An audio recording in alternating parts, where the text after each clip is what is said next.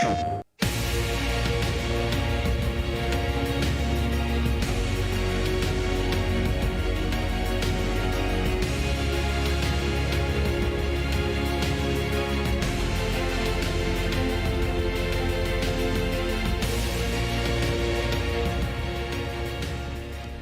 welcome back to the EVO side tournaments here for the PlayStation tournaments. This is Granblue Fantasy Versus, and again, I am joined by Saint Cola, and I couldn't be happier. How's it going?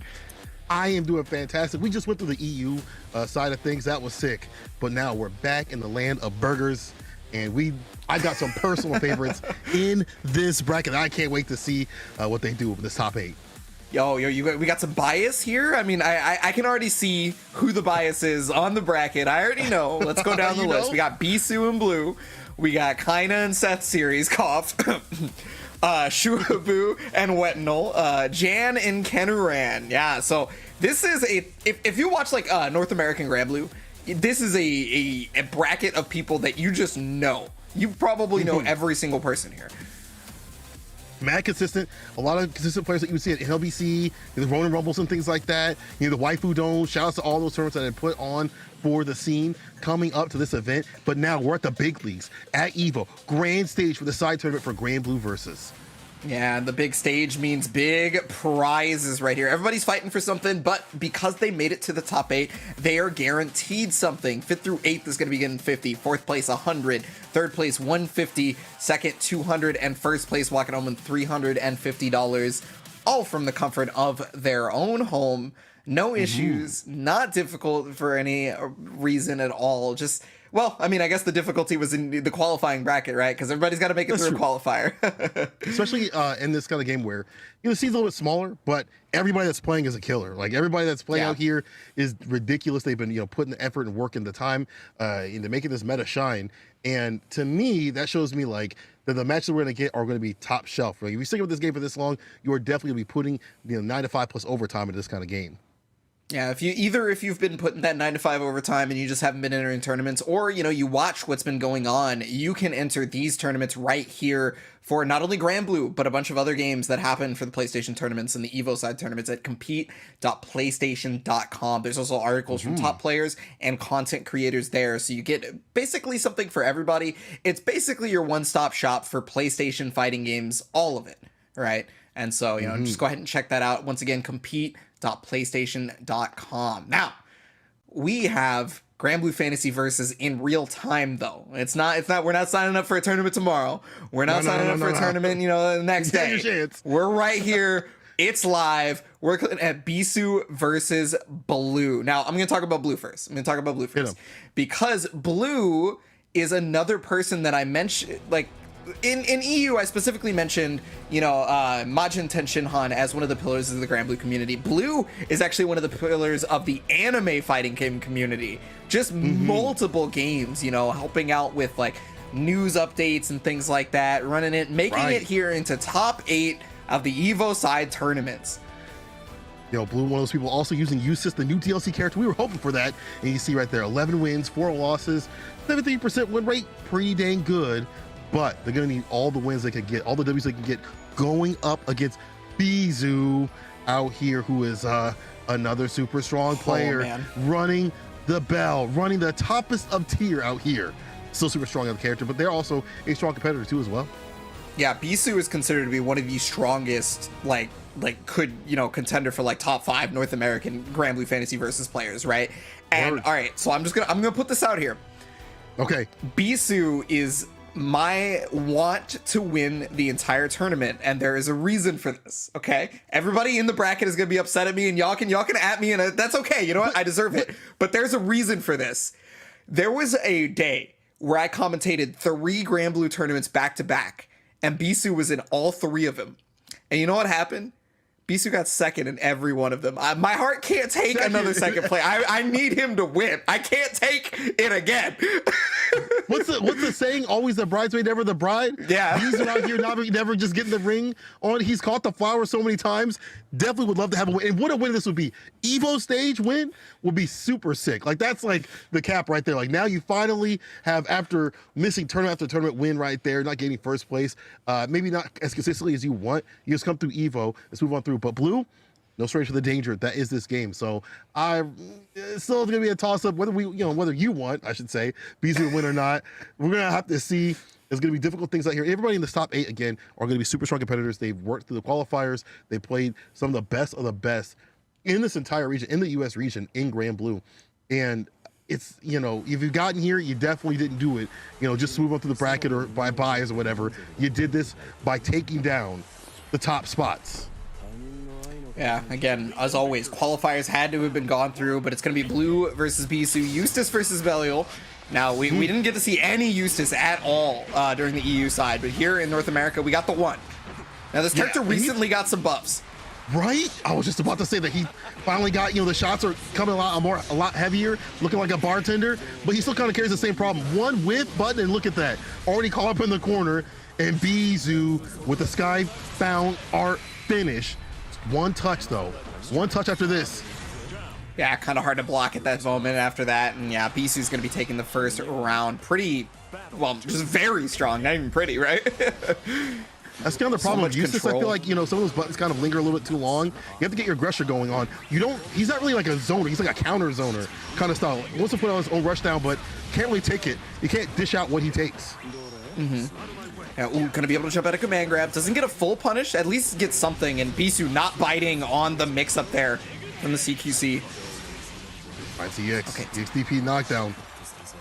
Hard knockdown. Oh, the finesse and bless. Oh, baited the throw right there. Bisou just trying to goad Blue into it. Gets exactly that. Takes it off the Skybound. First game, emphatically in Bisou's favor. And Eustace is so new that having the matchup knowledge is going to be difficult, but we didn't really get to see much of this character. And Bisou going with these jump ins immediately. You try to shoot, spot dodge, jump in. Everything that lingers is going to be a problem, just like that. Off the jump in. Yeah, they changed the recovery on Eustace Fireball with this most recent patch. That was one of the buffs. And, well, it's the recovery of the cooldown, I should say. Yeah, the cooldown. And so, it's really enticing for Eustace to go for that Fireball more often, which means Bisou is like, well, now I can jump more. Back throw, though. Caught up in the corner 2M, plus frames, try to strike out. We're going to get something going. I'd like to see some more rat race in terms of, putting some red sauce on the shirt. Yeah, well, he tried earlier, but Bisou immediately DP'd out of the grenade setup. So, which was very surprising because it was like, I think the very first time, wow, empty jump low, direct confirm. Not going to be able to get full animation, but I mean, you're in check situation with that amount of health. Oh, jumps over the shots, blocks, and the punish. Bisou. Yeah, first round of the second game right there. Bisou just putting on the pressure as thick as possible. Blue has been hard pressed to find a situation to get out of, to be honest. That far H, choke slam, upper city. There's the throw. Blue getting caught with the EX command grab. We saw it so many times in the last qualifier. Ooh, counter punish, but no, confirm. And again, okay, was able to get it this time. Blue's starting to believe in that rat race. Oh, got the overhead right there, which luckily for this character, because of the grenade existence, he gets a combo off of universal overhead, unlike other characters. Break the glass. Shots to the skies. Oh, dead end fall. What a sick super right there, but not enough to finish off Bisou. Oh, big drop right there. Command grab. Okay, was able to get the frame trap on the close medium into 2M, finish it off right there. And Bisou just, remaining completely composed despite the fact that Blue got the overhead into full conversion super Skybound art. Didn't care about it. Just got right back into offense. Second game. Final game for him. Bisou can get this win. Moving on, Blue trying to get things going. And the rat race definitely opened up a lot of that situational stuff right there with the red rat race, as you said before. Max screen using that parry, that's crazy. Yeah, I mean, as long as it's a projectile, or, well, any sort of hitbox, the parry can happen. But with that projectile specifically, the recovery is just enough that, it's always going to hit. Big damage here from Bisou. Basically, one more hit could do it, depending. It's going to be EX command grab, and that's the one hit required. That's so dirty. You're thinking about, the strike throw. Got a command grab. That's the level 3 right there. Bisou on set point. Yeah, and you know, earlier in EU we were talking about how EX command grab was not like super prevalent back in the day for this character. I feel like it became a lot more prevalent as a mix-up tool because of the jumping unique nerf. You know, a lot less people are going towards that, so like they need another mix-up option, right? So throwing more has been working out obviously for Bisu here, but ooh, the mash out. Finds the challenge to the knockdown. EX rat race. DP though denies that. No explosion necessary. EX choke slam, heavy right to skybound art, and that is the finish. Bisu taking over Blue 3-0. Quick things out here. Well, I mean, you know, Bisu, for pretty much anybody who saw the bracket, was probably one of their picks, even without everything that I said, right? Even without everything that I said, Bisu is one of the picks because, again, Bisu is considered to be one of the tip-top Granblue Fantasy Versus players in North America, right? And, well, you kind of got a taste as to why, right? Like, that was a pretty strong showing from Bisu throughout that whole thing. I never felt like he was ever out of control. Right. Even when Blue got I finally opened him up with the rat race, it felt like Bisu just was like, dog, this is fine. I can have a little bit of damage as long as I get that W. And you see right here, rotating the options of the tools, calling out what Blue wanted to do, blocks, punish. It just felt like everything. Even round start, you saw Blue try to go for the shots, and Bisu staying sober, gets a jump in, finds those conversions. Just too much pressure, rotating all those tools that Bell has. Yeah, well, I mean, speaking of tool rotation, right? We barely ever saw Give Daddy Some Sugar, the parry right there, and when it came up, it got used very well. Look at that skybound art. My man got finished quick. I feel like Blue would have had a better time with any of the other people, maybe in this bracket, possibly. But Bisu just so strong as a competitor, and we'll be seeing him move on in the upper bracket side of things as the tournament goes on, unless somebody stops him, unless we see an upset, which I'd love to see. But until then, we got my boy Seth series coming up next. Yeah, a little bit of bias from the Chicago side of the scene, but I've been watching this competitor raise up their skill level with Ladiva. And to get here, I'm gonna be 100% honest with y'all, I'm not surprised. Yeah, Seth, I mean, you had already mentioned it. With Ladiva coming from where you are right there out in Chicago, Seth has been I want to say, like, has been one of the best, not coaches, but one of the strongest, like, people at being able to help the Chicago scene for Granblue, from what I remember. Right. Obviously, I'm not over there, you know, so I don't know everything that's going on. But from what I do remember, is that's been kind of like the main goal for them, on top of obviously trying to be as strong as possible themselves, of course. But when you bring up the other people in your scene, you get stronger as a result.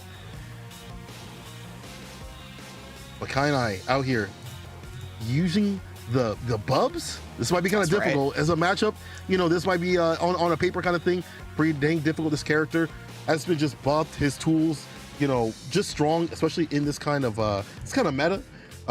Really good about control. And this person, 9 wins, 4 losses, win rate 69. You know, a little bit lower, but don't mean nothing until we get the matches going on.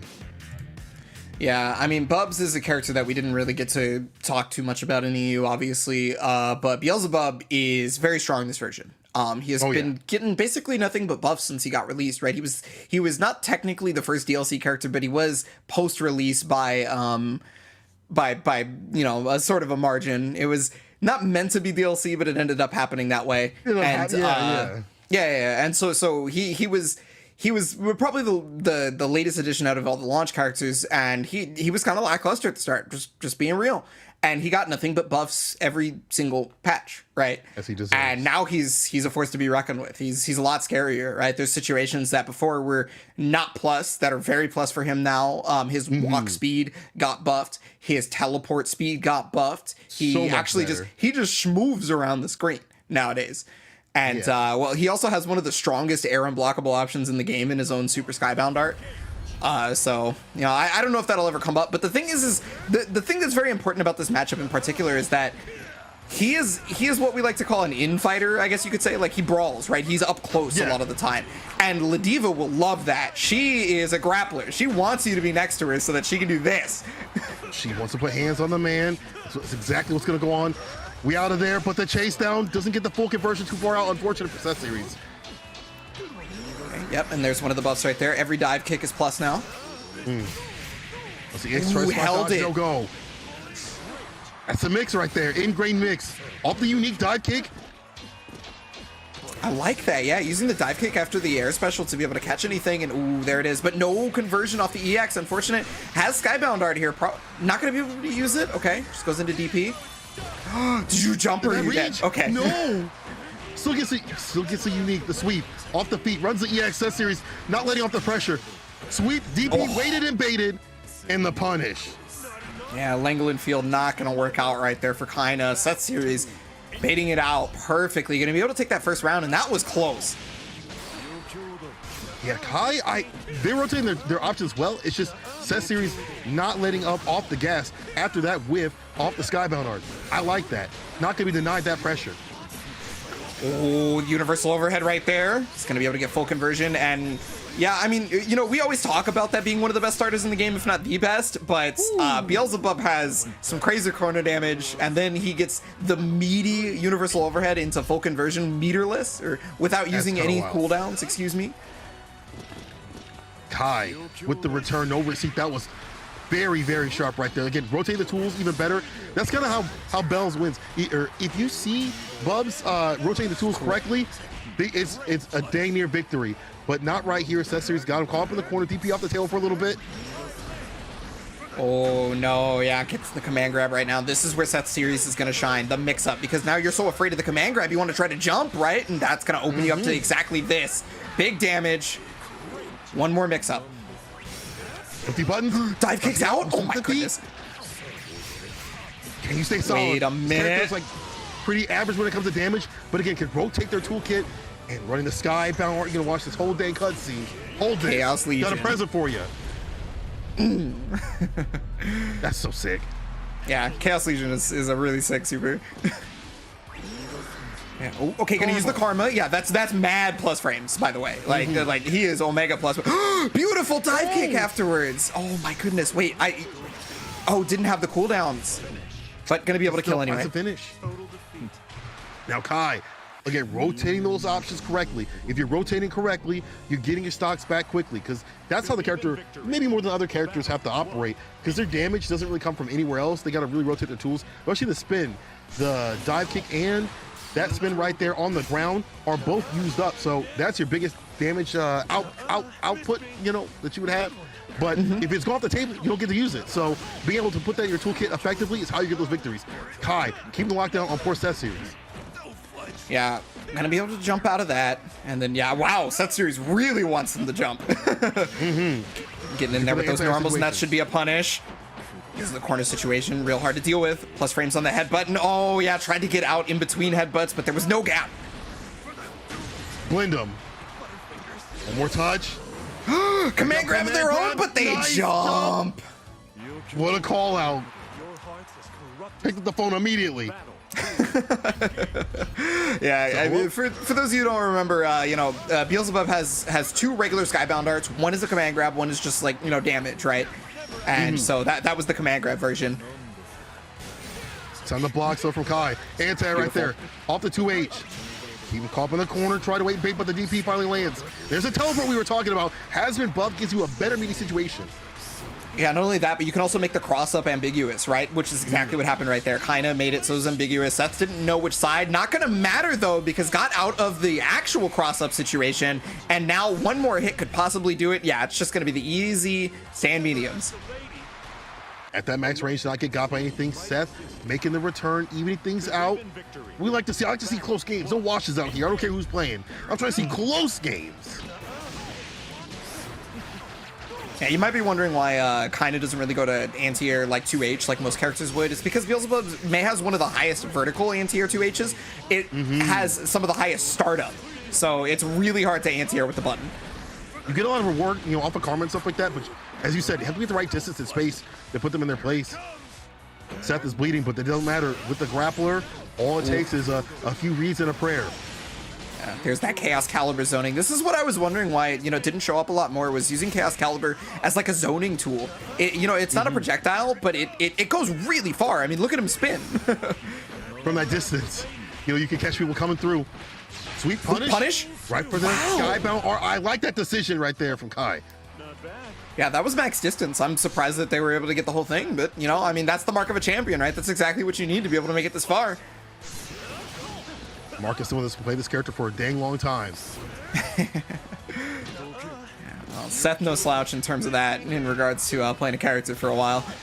Yeah, Seth is one of those people that definitely, they've looked at other characters and they've like, maybe I could have this for, you know, other characters that I've been having issues with, the top tiers and stuff, but has stuck it out and made great results, especially in the waifu dome and stuff. We have a lot of the Midwest players who are super strong themselves.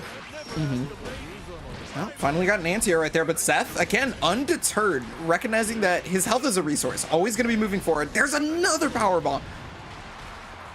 And again, will it blend? Caught up in the corner, EX, plus frames, runs a skybound art off the backboard. Ladiva Alley-oop to yourself. Love Max Bomber right there. All right. Want a piece in rounds. This is going down to the wire. This is real close. Next round going to determine so much. Who has got the momentum? Who's going to have the lead in games? Closer and closer to that upper bracket spot. Dude, I have to commend Seth Series on the spot dodge timings. He has been so good on being able to spot dodge Chaos Caliber when it should show up. But okay, I think kind of started to recognize that and using Karma now instead of Chaos Caliber to catch the spot dodge. That's so smart. The active frames going. The challenge, the rebuttal. EX, knockdown off the sweep. Try to get the AP command, grab the jump out, put the chase down off the EX Laureate. Nice jump in. Oh! Couple of execution errors right there from the both of them. The Karma comes out, trying to use those plus frames, but there's the challenge from Seth. Sweep knockdown again, off the feet. Chase down, command grab. One scoop. Give me another one. I'm not on a diet. Hit me with another one. Try to deny it with the wake up super. Full charge. Kaina. Super good from Kaina right there. Yeah, just the super skybound art. Just recognize what the situation was. Guess right. I mean, that's all the read is. And, you know, it was a really important one, too, because now you were on set game. Yeah. Just guess right. Easy stuff, people. Yeah. Just keep your health above zero. Just keep your health above zero at all times. Hit them more and, you know, don't get hit. Easy stuff. But, you know, as a grappler character, you have to use your health as a resource and a pool to get going and make the right reads. Easier said than done, especially when you're caught up against a character with projectiles, a lot of movement like this, and pressure. Try to spot dodge. Too active, though. Off the backboard. Heavy. An auto combo reset, but the mash, though. Yeah, not trying to get any sort of knockdown right there. The sweep right there from Seth. That is, again, one of her best buttons, period. The jump! Super. Dive kick to punish. Oh, too late. It's too far for the EX dive kick. That would have been sick. Didn't find the hit confirm. No, oh my god! Yeah, caught the crossover, kinda. Was actually able to end up making what was a bad situation into a really good one for a second there. And now, set point here. Seth Series got to pull out all the stops. Kinda. With the DP, I like that during the strings right there. There's the jump back, fade away and play. The sweep off the feet. Dash up, command grab. A lot of pressure. Kind of smelling blood. Plus range. Careful, Seth. Don't press the dang button. 2M Chaos Caliber. Just going to use the Karma to, you know, bring him over. But there's the spot dodge. Beautiful timing from Seth. Put the DP on him. You're kind of waiting for things to come back. Has a lot of screen space to play with. Off the heavy spin. Kind of has just a sense of when to press a heavy button, I've noticed, and it's been working out really, really well. Got the dive kick right there. Can't really get anything off of it without super skybound art, but there's the grab. Okay, it's not going to kill, but it's going to be big damage. Count down with me for the near fall. Let's do it. One, two. No, 3, 2, 1. I forgot his reverse, but it's not done. EX comes through from Kaina. Finding the finish 3-1 over Seth Series. Bubs showing you the strength of a character that can continuously zone you, put the pressure on, and when you've got these buffs to keep the momentum going off the teleport, that's why this character is ridiculous, and kind of using all that to great effect to take the victory and move through the upper bracket of things. Yeah, so I mean, kind of at the very end, there started getting those anti-airs, right? Like there was pretty much no anti-airs at the very beginning of the set. The first game, namely, and you know, obviously it's a lot harder to at certain angles, but when you get the 5H angle, that's really strong because you can also get a special move afterwards without issue, like without actually having to spend EX, right? You just get a Chaos Caliber, and that's good enough. And so yeah, there it is, right? See, this is like that is the angle that you can get the 5H in here rather than the 2H. And that's going to help a lot because now you put Diva full screen, you can set up black flies, and you can teleport, or you can just choose to stay there. And again, that confirmed was chef's kiss. That was ridiculous. That's not only a mark of, the character's strong, but it matters how you use these tools. And kind of with those confirms, you can tell that they are an accomplished player right there. Knew what to do in these situations, and Sensors get a little bit too froggy, a little bit too jumpy when they shouldn't, getting got by some of the supers and things like that. A little bit of spaghetti. Let's see if they can clean it up in the lower bracket second half of this tournament. Yeah, up until that last game, I had complete faith that Seth Series was still in the matchup at all times, right? But the last game was a lot more in Kindness' favor. Just the adjustments, really important. It's going to be going on to face Bisu. We're going to get the villain matchup for round 2. But, we got to get through these upper bracket first rounds first. Shuabu, Wetinol, Jan, and Kenaran. Now, Shuabu and Wetinol. Now, this is a West Coast matchup, and Wetinol is one of the old heads of fighting games. This is not, like old heads of Granblue. No. This is old heads of fighting games. Wetinol has been around for a hot minute, and I have known them because I used to be a Marvel player. They used to be a Marvel player. That's one of their, one of the staples, one of the reasons that they are known, and one of their namesakes, in fact. Wetinol, Sentinel, SoCal legend out here. I've seen them play in the Arc Revo tournaments. Super strong. They love their mix. That's why they're playing Fairy, who's still got it going on. Now, Shuabu, though, Soris out here.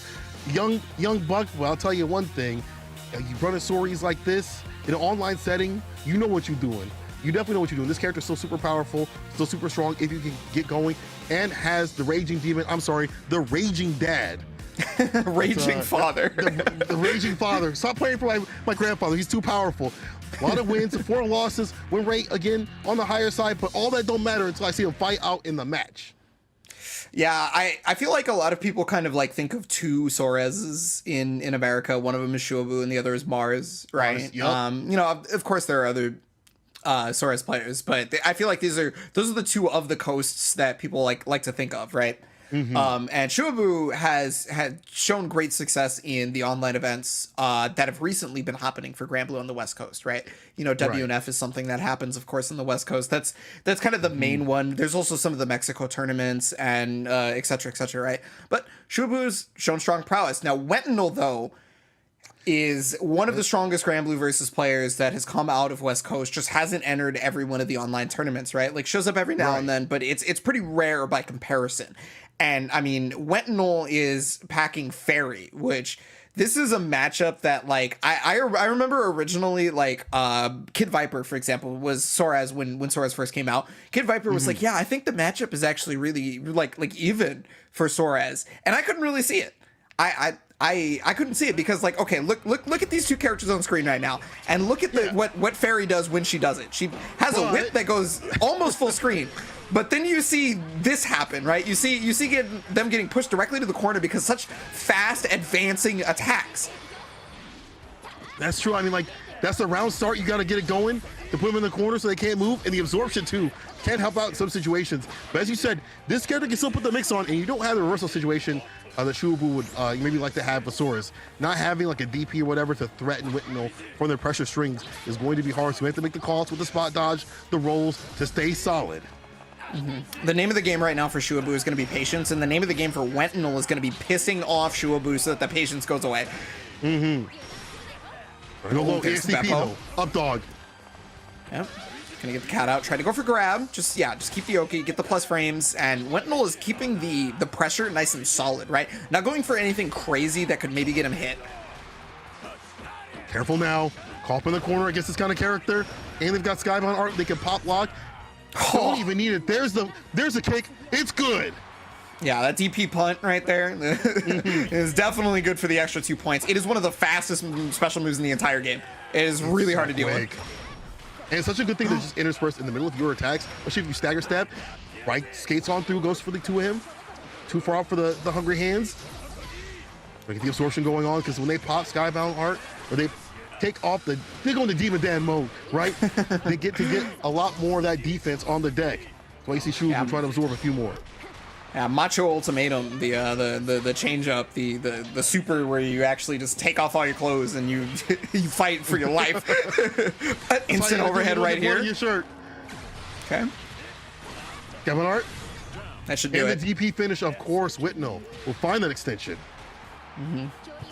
Okay, so 1 round apiece. real close right now.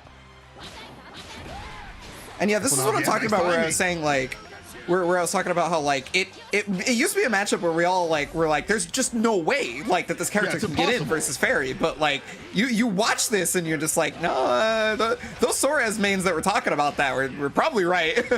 Yeah. Oh, meaty overhead. Meaty. That would have been a combo afterwards if, you know, if there was life left to spare, but Shuabu going to be taking that first game. Not on this character. She had nothing to her. Shuabu with the first one. We've been seeing it. Just get those rush punches going. Put him in the corner. Put the damage on him. Window got to put more mix on it. Side switch. Beautiful I like that. DP. Puts him in the corner too. Okay. Yeah, just trying to use that Macho Ultimatum 5U just to absorb any of the hits. You know, get some of the stacks if they're required. That's an EX too. To him in the EX hands. Up kick. EX that is the that is the oldest Soares trick in the book. Whiff one of the up kicks, the regular one, and then immediately do EX afterwards. Gets him every time. Yo, look at that link though. What a 2M catching the hurt box from full screen directly into the EX dash punch. Oh my goodness. Please, I beg of you, stop praying for my grandpa. He's too powerful. Look at him. Look at he broke out of the hospital, bro. We can't find him. There's grown man damage right here. You're doing your taxes out here. Yeah. Oh, block on that. Punish. Luckily, though, for Wetinol, there was not a lot of EXs on deck, so actually taking that punish was not a big deal. It was the risk reward is a lot more in his favor due to that fact, but he should be able to get a side switch right here. Yep. Nice. And I love using the meaty there because the mental stack on Shuabu is that you're going to try to use instant overhead to switch slides. So you want to try to press a button or jump out before Wetinol can do anything. But the Skybound on Super Skybound on reaction, big damage. Now this is all by itself. It's going to do good damage, but will it kill? Oh my tongue. No, still alive. Wetinol though, max range, max distance. Gotta come through and come correct if you're Shuabu. There it is. But falls to the whip. Yeah, you may be able to air block in this game, but not versus most grounded normals. There's some grounded normals you can air block, but those are like the exceptions rather than the rule. That's why Fairy's one of the best, controlling a lot of the screen. But Shuabu putting fist to face. Beautiful reaction right there. Yeah, exactly, because that would have been big plus frames for Shuabu, like right here. And you get all that chip damage too, and then the EX. Off the feet though, dash up. Want to find anything off the 2L? No go. Up dog, runs it raw. It's a fall, unfortunately, to the trap. Gets it knocked off the hula. Medium dash punch, yeah, trying to get. Sequence. That's 4 stacks? I think you have to hold it, right? Or does it just break armor? I don't know how that works. That's... Oh, Macho Ultimatum time. Okay, I don't know if we can show this on broadcast, but... Yeah, I think this might be... No way! Dead. I cannot believe that jump light completely threaded the needle of the 2H and then got a full conversion afterwards. Dog, I'm gonna tell you, I'm not even seen that normal in so long. The fact that Shuabu used that was tight. You know, some characters just don't have a reason to use those buttons against certain matchups. There we go. We found one. Shuabu with the first game. That was sick. That jump light was heroic. Like you were risking absolute certain death, and you're just like, I'm gonna do it. I'm jumping in with this. Feeling upset though. Lands a Skybound art. And off the heavy in the DP, the knockdown, full screen, here it is. Pop him off the close. Yeah, Macho Ultimatum. So he's only got 2 stacks, right? So it's only 1 defensive buff on top of what he's already got. So he's still going to be taking damage almost normally. The blocks was right from defense into offense with the anti right there. Close L. Oof, EX right there. Punch the stars. Look at how much bar he builds when he does a block string. It's ridiculous. And the chip. Oh no. Oh my god. Demon dad mode. You got to be super careful. Don't get got with no. Your game to win. Oh, guard break. Yo, you check the Skybound? He had to do it, but I don't think it reached. Yo, Swoops on through. Demon dead. Oh my goodness. Shuabu somehow always making it work. I don't understand, but he does it every time. Bro, that was like Shundatsu right there. That was tight. Shuabu building up enough bar at the bottom to get the super finish right there. Smart stuff. Staying solid, and 1 more round for up 2 games. That would be sick to have that momentum. Trying to get the meaty plus frames with the medium. And yeah, Wetnell has been hard pressed to figure out what Shuabu is going to go to, whether it be a jump or a run forward, because you'll notice a lot of sweeps when he jumps, or a lot of like, you know, things that would catch run forward when it's not going to catch like jump. And that's been such a big problem for Wendell, because he can't stop Shuabu from moving forward. Yeah, that's true. Look at this lockdown pressure right here. Scoots on through. One touch. Shuabu. He could just chip damage, honestly. Like, punch the stars, dash punch, all that stuff is super good for chip damage. And Macho Ultimatum comes out. You gotta finish. All you need is one touch to take it. When he's looking for it, you can see him scouting. He wants to whiff punish the 5H. That's what he's looking for. Yeah, so that's why he's not walking for it. He's like, I'm gonna do this with style. I'm gonna send you into the lower bracket with style. Trade, too far out. EXDP. Oh, no overhead. Oh, the 5M catching the dive kick? No way. Shuabu. That was incredible. Super strong play. Yeah, he recognized the exact situation you need to be, right? Normally, you're thinking like Fairy's going to zone you, but Shuabu was like, okay, I have the life lead. The timer is ticking. You have 1 HP left. There's nothing I need to do other than if you press a button, I'll try to whiff punish it. And you just sat back. No reason to move forward despite him being a boxer, right? So much pressure from Shuabu. And we were talking about this matchup before, how it looked, how it used to look. But look at how it looks now. Put him in the corner, run the pressure game, a lot of chip that comes from his character already off, you know, in the rush punches. Just immediately scoot stepping Whitnell to the corner. Didn't see too much in terms of the mixes from Whitnell. That's unfortunately because Shuabu's defense was too good. And look at that jump, and that was so tight. I'm telling you, I've not seen that normal. I'm telling you right now, I've not seen that normal in months. It's jump light. It is a wonky looking move, but it is apparently amazing for what he needed to do right then and there. Dropped it on him. You know, Whitnell just wasn't able to get anything started. It's even harder this season for this character, but it's gonna be real hard fought down in the lower bracket where they'll be found. But now we're gonna have Jan, someone that people don't know has been in the scene for a long time, an accomplished player. Yes. Going up against Ken. Yeah, so Jan has been in the scene longer than most people have been playing fighting games in their actual lives, right? Jan is what we like to call a career grappler. Plays grappling characters in pretty much every game he possibly can, and is one of the strongest at it. We saw Jan on the FGC arcade actually take down the iPhone in convincing fashion, right? Jan is easily, I would say, one of the favorites to make it far in this bracket. I don't think there's a debate about that. But going to be going up against Kenaran, another California. And now you see Zeta on the screen, but there is also, and you know, my heart says this, there's also Narmaya on the pick for Kenaran sometimes. I don't know if they're actually going to go to Narmaya when you have Zeta, which is totally fair. I understand. But that's my girl, and I would love to see some Narmaya at some point. Trying to keep up that win rate really high. Might want to go for the Zeta pick. You know, Narmaya, Zeta's a good pick. She's not super weak. Yeah, Zeta's a really good pick. It's not like Narmaya's like drastically weak. Like when we talk about like weakness in fighting games, especially in like the modern games, no characters are really weak. It's just they're stronger characters. So like Zeta, it just she just stands towards the top, right? Narmaya, you got to put your back into it to really get things going. Her damage output isn't the greatest. She can run some corner mix-ups and things like that, but some of it's vegetated by the block button. So I'd love to see that character. You rarely ever see her just in general, but it might be the Zeta pick. Look, the Zeta pick would be a strong pick for both of Jan's characters, because Jan doesn't just play Ladiva, right? Everybody knows that Ladiva got a lot of changes throughout Granblue's lifespan. And so due to those changes, a good amount of them actually ended up being nerfs, right? And so when that happened, a lot of Ladivas were like, I might need a secondary character. Jan ended up going with Charlotta for secondary character, right?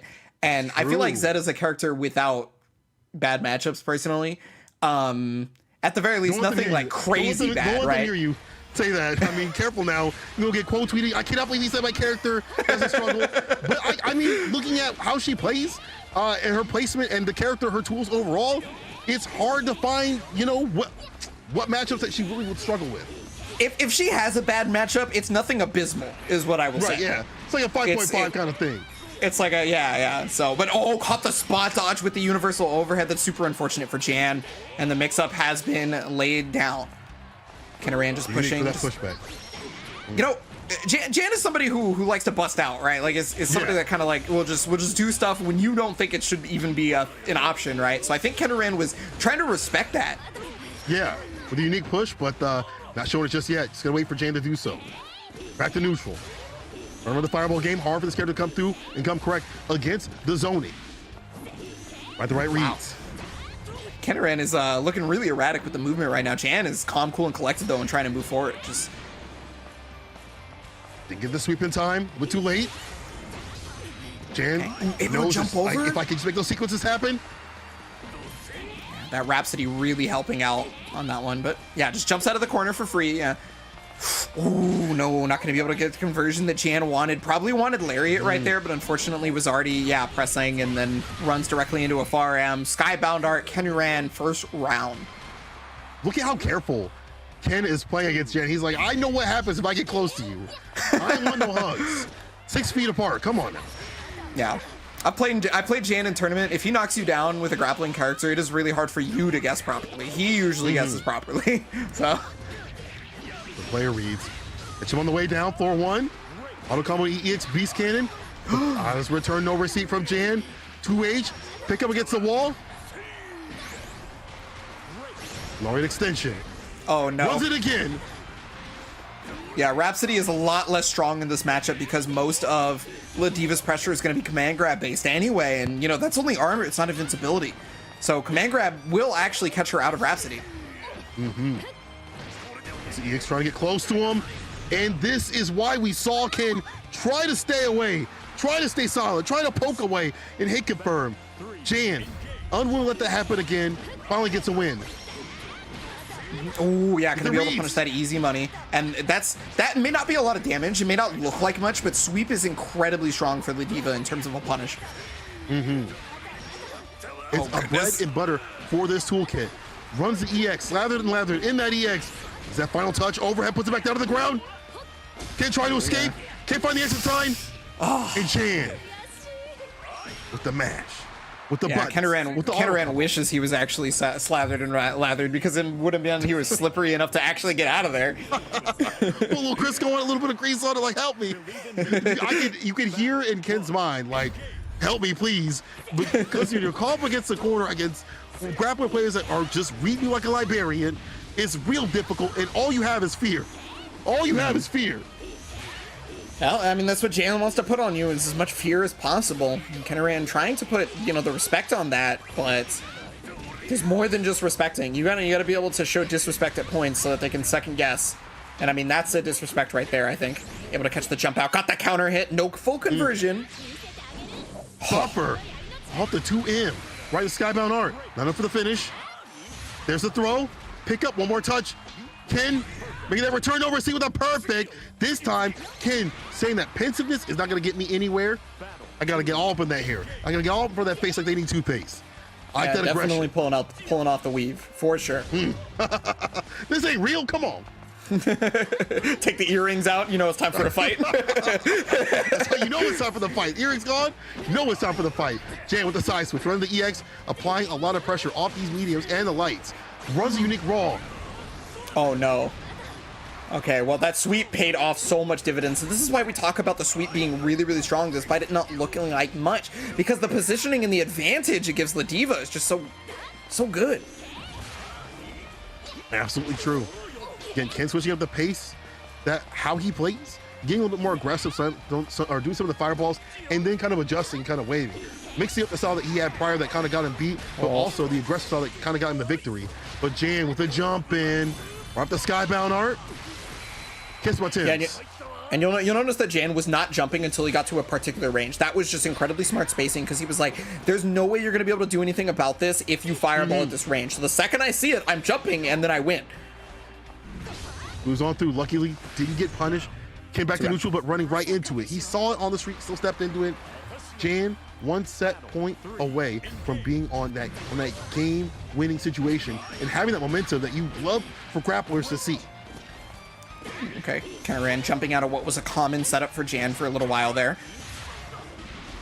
Yeah, finally a run-up throw. And the aggression has been kind of pensive, like you were talking about, and so you really haven't seen a lot of run-up disrespect like that. And I feel like that's going to start catching Jan off guard for a little bit if you start calling for that. Right. You know, obviously an adaptation is the thing, and Jan could just, you know, switch game plan after a little while, but starting to show it is the important part. Absolutely. Switch with the game plan. 2H still chase down. Ooh. Runs the skybound art right in the middle, threads the needle. Do enough, but the run up will do it from Ken to get that win, evening things out. And this is what we were talking about before, these adjustments. Switch back to aggression, to, you know, the defensive kind of tactics, make Jan feel unusual, off guard. Believe in victory. Yeah, I mean, Jan even tried to wake up sweep there to try and like change the tide, and that wake up sweep could have very well have been something crazy for Jan, but not gonna work out. Wow, how about you start out the game with over a third of your life gone? Yeah, just empty.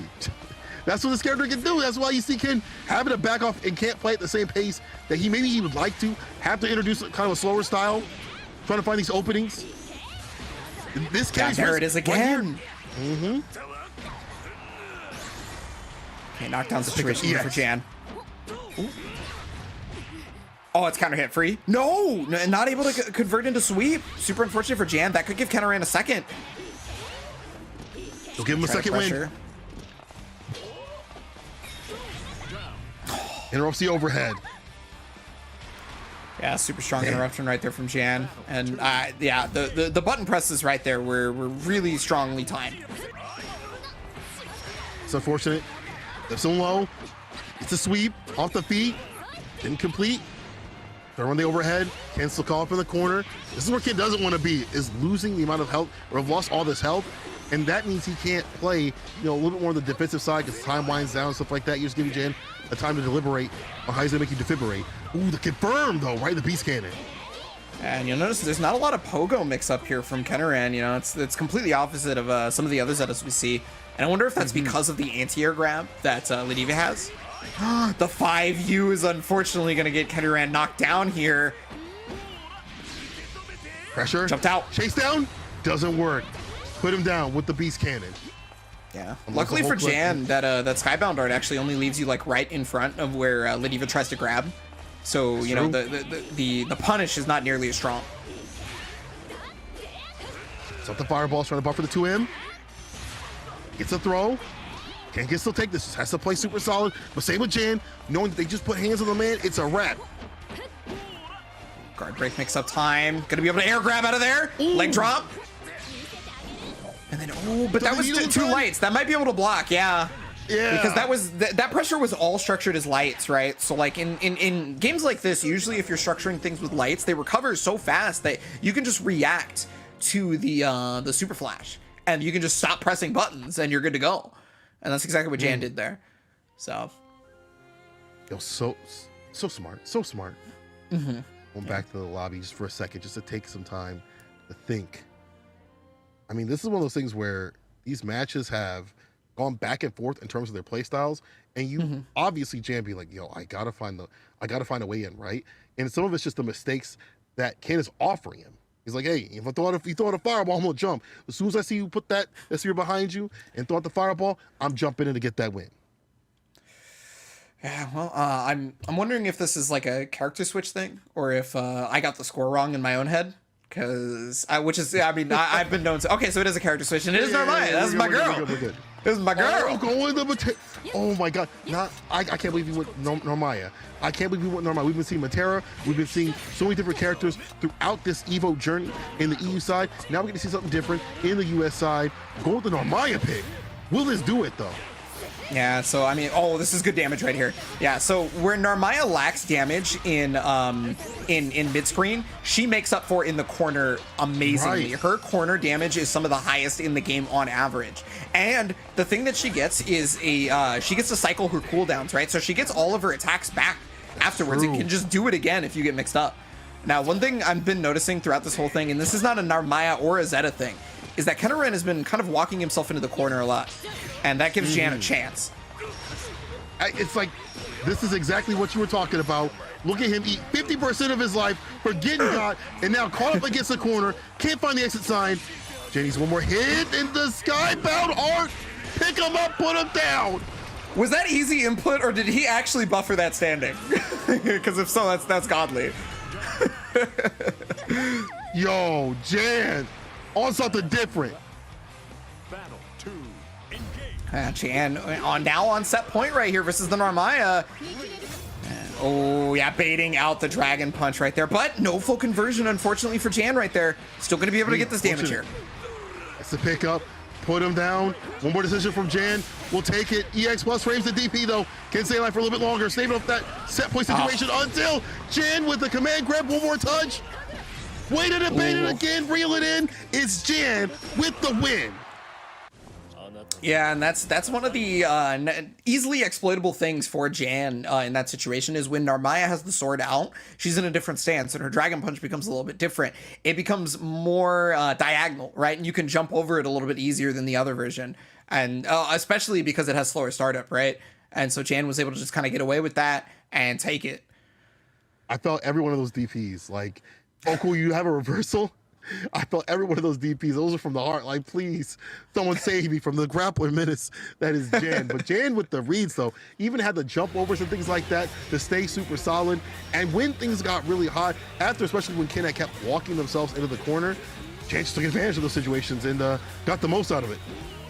Yeah, that's one of those things about character switching and adaptation is that, like, your idea is like, okay, so I character switch and I get these new tools, right? Well, the opponent knows that you're switching characters. It's not like a secret, and they know what that character does usually, or at least if they're at this caliber of play. And they can plan accordingly and change up their game plan. The game plan that you saw from Jan versus the Zeta was not the same game plan that you saw versus Narmaya. He employed something that was like, well, what are you gonna do? Like fireball me? That's fine. Your fireball is negative on block, and so I'm just gonna run forward if I block it, or if I jump it, you die. Like it's a little bit different versus and then he was always looking for DP on Wake Up, right? Whereas like versus the Zeta, he was looking for Rhapsody instead, so he's doing command grabs.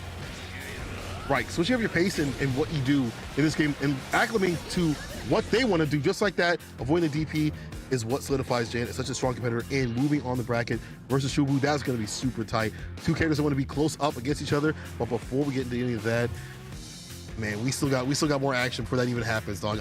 These matches have been super tight. You see the 3-0s, 3-1s, and things like that. They don't tell the tale of tapes. There's still a lot of great play that has happened in between those matches. Like, there were some matches, like even with Seth Series, where it started off on the wire, but it's just that gradual ascent to victory that took him. Yeah, and so, I mean, we're going to be seeing some of those strong competitors again here in a little bit, but, before we can get into that, I got to implore you guys, if you've enjoyed any of the Granblue Fantasy versus Action or anything going on the EVO side tournaments, because we have had multiple broadcasts these past couple of weeks, you guys can go to compete.playstation.com to sign up for any of these types of tournaments. PlayStation series has been going on, PlayStation tournaments, not just the EVO side tournaments. And there's also things like the articles from top players and content creators that exist on the website as well. You can learn a lot, or you can, jump directly into play and learn that way. Right. And that's how everybody in this bracket got here, is they signed up through compete.playstation.com, and you can be one of the people on one of the broadcasts in the future for sure. But, with that in mind, we'll give you a little bit of time to do that, as we're going to get into more Granblue Fantasy versus Action after this short break. So please stick around.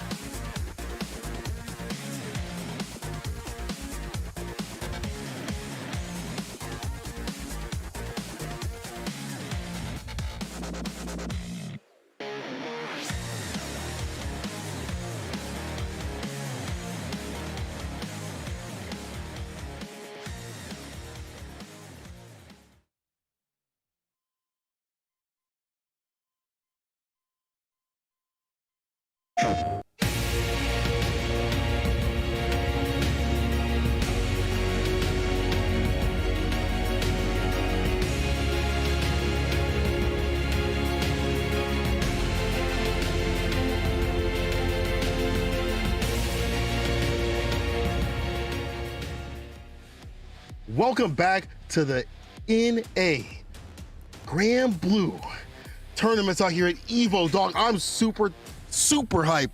And let me tell you why. We just saw Beezy be rocking through the bracket. We just saw Jan be rocking through the bracket. And people, I can't do it alone. I need my friend Ebonic Plague to take it with me. Tell me about this bracket that we see right here. Oh man, I'd run out of energy if I could do it alone too, man. I'm glad you're here as well, because we're gonna have Bisu and Kaina, and then Shuobu and Jan, and we did have a lower bracket update. Seth Series did take it over Blue 3-0. Blue's still gonna walk away with some money despite that fact, but I mean, look, every match so far has just been high octane. You know, 3-0s, 3-1s across the board. Everybody's slugging it out. This is a street fight.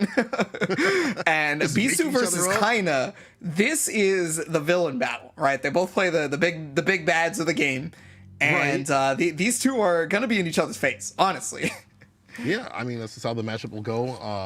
I'm excited to see this because these are two picks that people might have on their bracket, you know, to get going. It's like, okay, this is gonna be the victor, whatever. I think a lot of people might say Bisu might edge things out, especially how they played just right off the bat when it came to this tournament. Like, they were just, that was deadly. I feel sorry for Blue because that dude went in.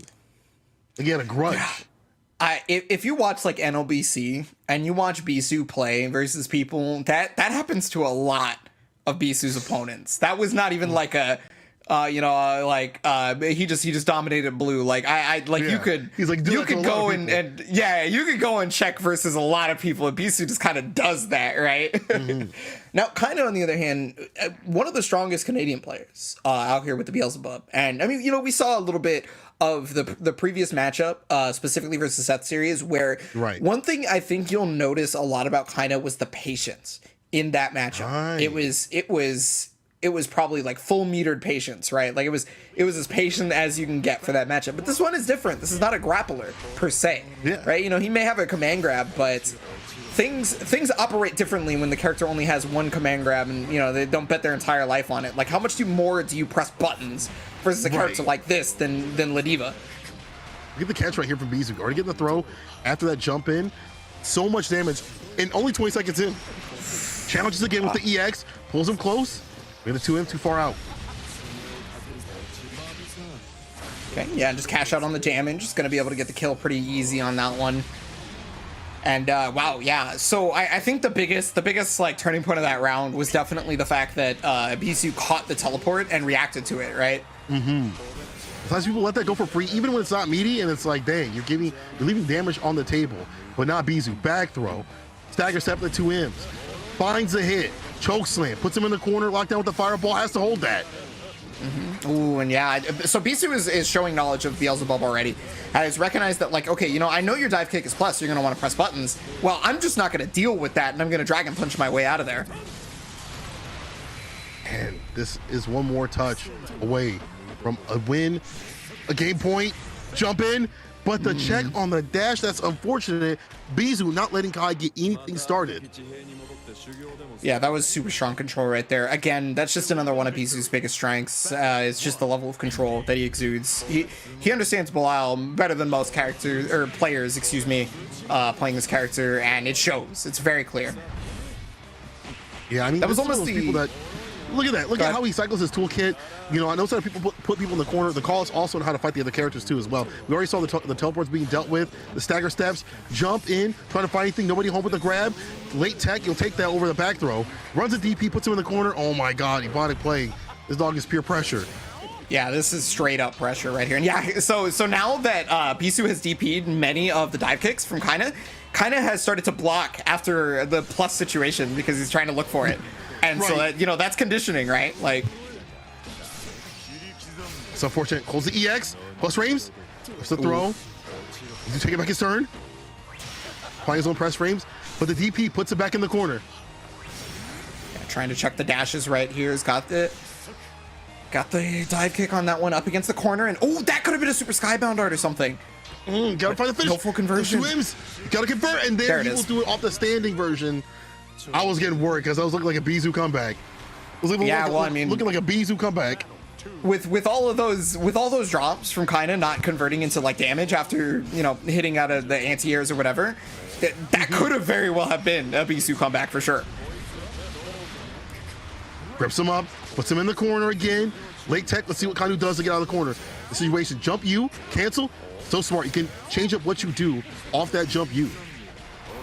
Yeah, that's a nice part about having the extra dive kick right there in the air for Beelzebub, is that he can, you know, really make things kind of a chore to deal with, quite honestly, when he's jumping, which is normally not something that exists in this game, right? Like, normally jumping is actually not great because of this. Right. Because of that, what happens? The anti-air damage on the deck, where the Skybound art has a big lead. Overhead dash up after the teleport from behind. The Nani. Nutty. Nothing personal, kid. Nothing personnel, kid. Personnel. No anti-air, though. Ooh, and yeah, just the jumping medium. Ah, man, you got them long dancer's legs. that reached far. Put the flamenco on them. Evening things out. Kai versus Bisu, looking like a real match right here. Yeah. Ooh, was able to get past it, but got Chaos Caliber. Probably wanted to do like 5L into Chaos Caliber, but was like too fast with the execution, honestly. A little too quick. Nice DP. This is the DP right there. Unfortunate. Big punish from Bisu. Side switch. I like that awareness too. Get the side switch. Get the damage on the deck. Buffer the 2 M's. Try to find him on the way down. Buffering off the close L's. Yeah, try to get the anti-air on that one. You know, if there was no dive kick, that anti-air would have found its mark true, but plus frames here was expecting the DP. I mean, yeah, it's been really hard to figure out when Bisu is going to DP on wake up or during like a plus string, right? Just super jumps out. There's the teleport. Yeah, this is definitely an erratic style of neutral. Oh, the unique, but doesn't come down in time or deep enough. Trade in favor of Bisu. Full auto combo to the EX. Close Skybound enough for the extension off the heavy. Right, the Skybound art. That's going to scale a lot. Yeah, okay. That didn't do any damage. That was like for the hard knockdown, and that was it. Which, I mean, hey, to be fair, is really strong, especially as it gave Bisu the run-up frame trap into grab. For sure. That's smart stuff. I mean, that's one of those things where you're not going for damage, you go for the knockdown. Plus, if you see a one-touch situation right there, it makes things even harder for the other person to deal with. Kinda with the return. Yo, what a combo! I see something like that. That was sick, Kai. Yeah, so kind of was did the so combo tight. right there that's going to allow you to get the cooldowns back and still keep some cooldowns for the mix-up afterwards, right? So that was just a really smart decision, in my opinion. But was take out the tight. corner version, going to be able to get full conversion on this. Safe jump setup. Oh, no, just goes to the teleport. Teleport right in front. Oh. Try to wait and bait. Got him. Yo, Kai. Not only did he have the style, but the substance also that entire round. He's got the sauce. Yeah, I mean, you know, kind of was hard pressed to get started, but you know, once he does, things go a little bit differently. And especially with that teleport being able to get away from the corner, such a strong tool at that. Gotta see if you can start maybe interrupting that before it even comes out, though. Bizu, let that go for free. Teleport. Fully You start charged Black online. Flies. Okay, caught him jumping right there. And yeah, that was not like a safe teleport, so he just kind of backed off. And Bisu now kind of fighting on the defensive. This is maybe the most offensive I've seen Bisu so far today. Push him to his limit where he has to kind of react like that. Anti from Kai. Overhead. A little bit of damage. Spin cycle.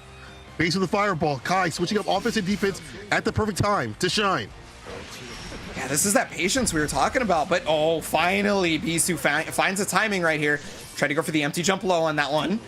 But just backing off. And wow, I have never seen somebody press no buttons for so long. Oh no, the drop! Oh, no! Oh, he almost got, but there's a punish. That's death. Bizu off the heavy. Yeah, into the EX. So probably have more room to spare. Bizu, after that sick round from Kai, took it all the way back, and just like that, game point. Yeah, it's super unfortunate because like kind of had confirmed that he got the 2Ls and then was trying to probably do like 5L into Skybound Art afterwards and didn't end up getting the 5L. Skybound Art came out, and even if you hold it, it is still punishable on block as long as the opponent isn't like, you know, trying to just like let go of block early or something, right? Right. It's unfortunate. Bizu on game point, EX, but these matches are closer than what, you know, you might see on the scoreboard. The fact that Kai is taking him to the limit like this, so the promise is there. The possibility is there, and that he's still a problem. Bizu gotta stay awake and aware with the no-dose to stay with it. That's why you see the zoning right here. Max screen off the fireball, smooth on through. EX plus frames. Yeah, I was looking for that DP from Bisu again, but Bisu again not doing it. Just he's been so unpredictable with the dragon punches. It kind of has like been able to block a few, but in circumstances where, you know, the DP is like life or death, he can't really seem to find it. That's true. That Karma punish was super sick of the fireball. Full conversion. Skybound Art has the health lead. Can he keep it? EX plus frames. Is he jumping out of the 2M? And jumping out of the throw as well. Gonna use the Langland field to get out. Black Fly set up. Yeah, you already jumped, so it's not like you can spot dodge it. All right, off the table for a second. Bizu catching a low, putting him in the corner. Just the patience right there. Yeah, Bisu understands that like one wrong move is death, so he really tried to be as patient as possible, but ends up getting smooth criminaled his way to death. First round of the fourth game, kinda. Yo, run up sweep, okay, and it worked too. We feel like that. We feel like that today. EXDP, and that one was delayed. I love that. Putting that, that was just putting Omega that in delayed. there. Once the EX gets a hard knockdown. Chase down, trying to get the overhead. Interruption though for Bizu. Okay, no counter hit on the universal overhead too, so it's really not so bad for kinda. Bisu, yeah, I mean, he's still got a lot of damage on deck thanks to the fact that he has super Skybound Art. So honestly, if he gets like one, yeah, like 5H, I feel it. Oh, what a confirm! Oh, the confirm! Kai! Somebody yell That third was strike. So tight. Somebody yell third strike. Let's go. They said anime players ain't got man. no hit confirms. They said anime players couldn't do that. But I'll tell you, you definitely have to have that in Granblue, and we're definitely seeing game point between the two. Kai, Bizu going to the limit. That was tight. Wow, that 2H was really strong, and I don't blame Bisu for not being able to confirm off that because like you really don't think that run up 2H is going to be able to get the anti-air that easily, and well, Right. I mean, it's led to this though. Super important. The corner pressure is strong right now, and it's going to use the Karma plus frames, but the mash out. Too far for the M. Comes all the way down with the auto combo. Runs the EX, knockdown. I got tricked. I got tricked on the side. Definitely got hit. Teleport right to the fireball. Whiffs the throw though. Bizu jumping back. Knows he needs just to stay away to play. All he needs is that final hit. Don't overextend. Yeah. Oh, finally the DP. You know, the entire time it felt like Bisu had understood that Kaina was only looking for Dragon Punch. And then, you know, he was just like, okay, I feigned Dragon Punch just enough times, and I've gotten damaged just enough time for kind of looking for Dragon Punch that I can finally do it. And it was just the proper moment. Oh, Croatia follow-up. Yeah, feeling this momentum. EX hard knockdown with the DP. Jump H, delay, trying to wait for a DP, but no, the jump in. EX spin cycle. Like that meaty setup right there. Kill a frame, side switch, go for the pressure, Karma. Going to bite him. Okay, wall bounce. And then just going to go for the Skybound just to get as much damage as possible. Fully charged Skybound, in fact. And yeah, got the counter hit, but no full conversion because he didn't have any cooldowns. That's true. He couldn't have confirmed. And now Bisu, with the Skybound art in the finish to take it over Kai in a close set.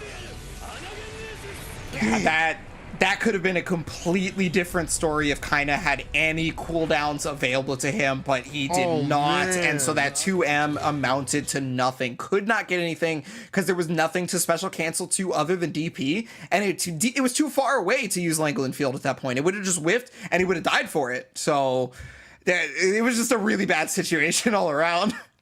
Yeah, I mean, that's kind of the struggle of playing that character, playing Bubs, is that you have to be able to cycle your stuff perfectly. And sometimes, some situations, you've already used up your bar, you have to back up a little bit. And if you don't recognize those hits, you're not going to get it. So it's going to be Bisu moving on.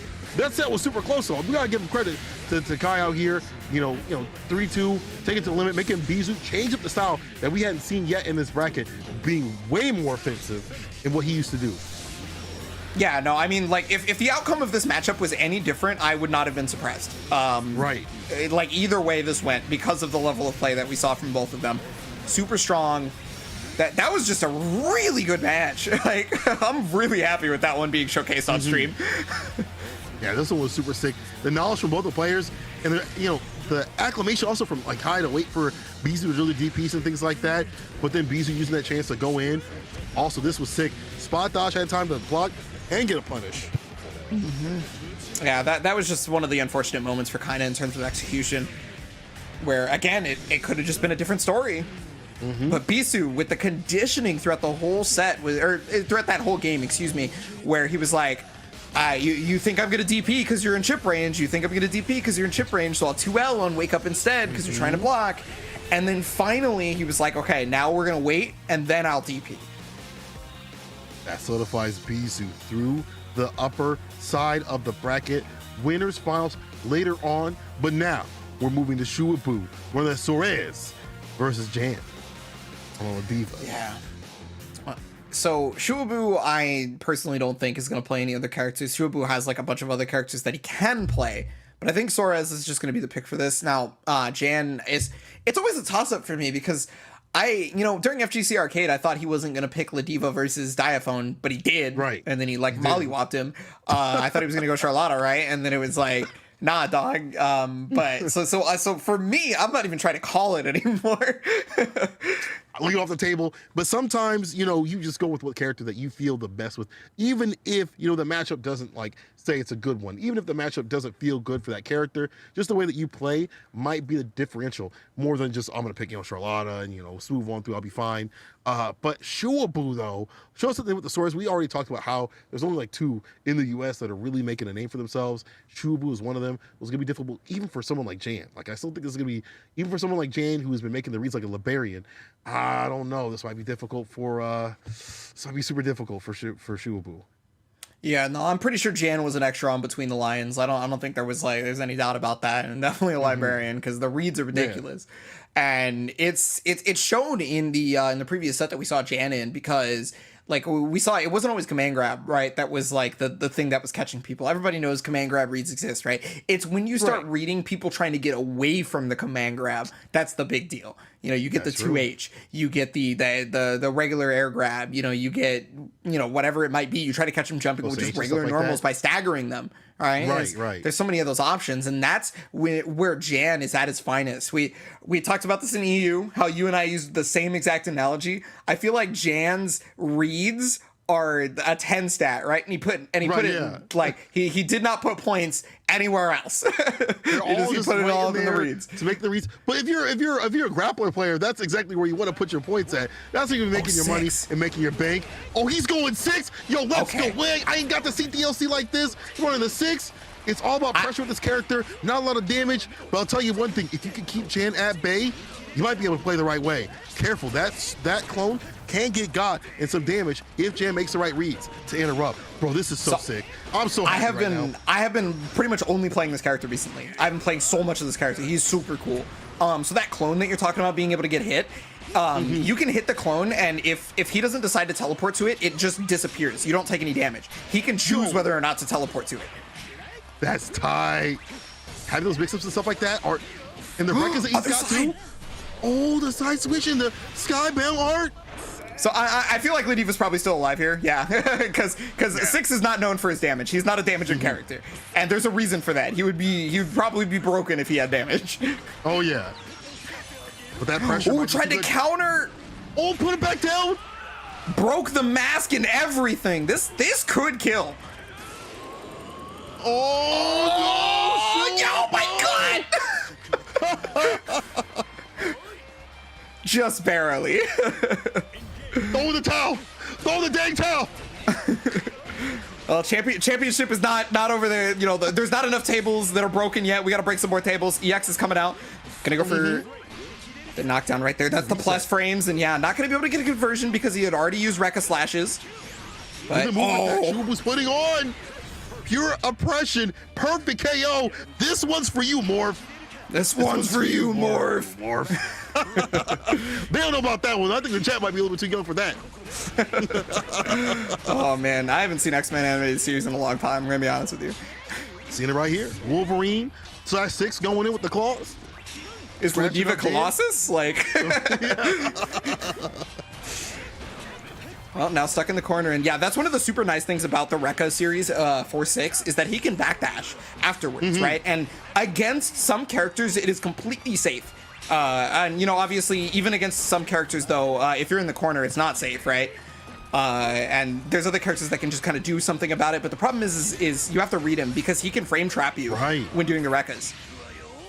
But not gonna matter here for Jan. Gets the hit, big damage. Love Max Bomber to finish it off. Luckily, the mask was covering that side of the face, so I think he's okay.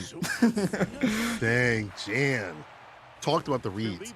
We talked about the ability to, catch people in their movement. We've also talked about the ability that, Horseshoe with this character isn't gonna be outputting a lot of damage. A lot of hits, but all it takes is just a few from Jan. And Jan knows that. He's like, if I buy these few reads, you're gonna get got. Gorilla Glue almost sick to you. Yeah, obviously get the plus frames from the flip, and then yeah, see, this is one of the character's weird things is like he has to use EXs to get damage, but when he's out of EXs, he doesn't really have like a huge game plan, right? Like it kind of goes away, and you have to wait for that game plan to come back. And so that's the weird thing is you have to figure out how to cycle as with any other character, but it feels more egregious with 6. And yeah, trying to go for the crossover, but luckily Jan was not pressing buttons and holding guard. That kick right there, that backflip kick, is plus on block. You have to interrupt him before he does it. Yeah, you gotta stop that. Go slow, no punish though. Kicks off the backboard trying to beat something, nobody home. Chubu throwing out the clones for a little bit of distance, a little bit of zoning. Careful though, Jan trying to come through hot and ready. Yeah, just gets under the lariat right there with a free punish. That's the thing about Ladiva matchup is you have to know that lariat will only touch you standing. As long as you're crouching, you're gonna be okay. There's the dive kick right there. Yeah, that was so high up that that was actually 0 on hit for once, which that's kind of rare. You know, usually people don't use dive kick that high, but. We were caught in the corner. Command grab. One more touch. Overhead on his wake up. Go back to sleep. It's bedtime, says Jan. One more round. I feel like Jan's starting to get a good read on what Shubu wants to do. And again, the damage differential definitely in Jan's favor. Yeah, he's been taking advantage of the lack of defensive options from 6. Like 6 obviously has a counter, right? But the problem is it's a counter versus a grappler character. And there's that frame trap I was talking about earlier. Is you can use the medium version of the Rekka in the middle of it to frame trap your opponent instead. One of the better things about him, maybe not putting out so much damage, but a lot of hits, blocker, not on block, is he's gonna blow up that skybound art real quick. Jan already with it. Oh, command grab comes out, but did he press a button? Oh, yeah, looks like I think he was just sitting down trying to press 2L or something. Gonna get Love Max bombered, and there's another command grab. Jan, 2-0 now. The Diva just putting on Shuabu the entire time. Caught up in the corner. The reads have been hot and heavy. I'm telling you, Jan, that legacy from just being a grappler player carries over well to this game. That's why they're like game point right here against Shuabu in the winner semis. Oof, plus frames right here. Yeah, just trying to enforce the will backdash. And yeah, see, even Lariat can't stop the backdash for the Diva. I wonder if Sweep might be the only option, and Sweep might not even be fast enough either. That's a hard call too. You with that, you do it wrong, that's a punish right there. You let Shuabu come through like that. Eats Berserker Barrage. Yeah, there are some characters that just can't deal with it, if I remember correctly. Like, I do not think Vasaraga has an option, if I remember correctly, but could be wrong. Oh, got the light directly into the heavy. It's going to finish that round off. Battle 2, engage. Much stronger round right there for Shuabu. Yeah, a lot more consistency. Once again, when you're talking about rotating those options, and also the punishes from Jan, but Jan, anything going for free right now, runs a command grab. It's back down. The double chop. Off the 2H. Oh, no. EX. Laureate extension. One more touch. God, yeah, Jan putting the pressure on. There was the jump. The overhead gets blocked, and now it's a chance to be able to get out. Got the hit. Got another reset on that one. Hard knockdown here. Goes for the throw. Well, Celestial of barrages, but the wake up super. Jan, the disrespect, dog. But he's been reading Shuabu, constantly going for this pressure, constantly going on his wake up, not backing off. If you're not gonna stay away, you're gonna get got with a gorilla grip. I'm gonna tell you, Jan is with it. Set point. She is sticking to Shuabu. I feel sorry for him. You also got to think about the risk reward in that situation too. The risk reward is so heavily in Jan's favor due to the damage output from 6. If he did any more damage, that might have been a scary prospect for Jan, but because 6 doesn't do that much damage, that barely meant anything. Like, oh, if I guess wrong, whatever. Nothing. What's he gonna do? Hurt me? Like, oh wow, you took off like 10%. Let me take off 50 with 2 guesses. If that, EX connects, gets the extension, gets to pick up the Laureate though, puts him in the corner. That's gonna do it. Right in the Skybound arc, Jan gonna take it over Shuabu. The DLC pick wasn't it.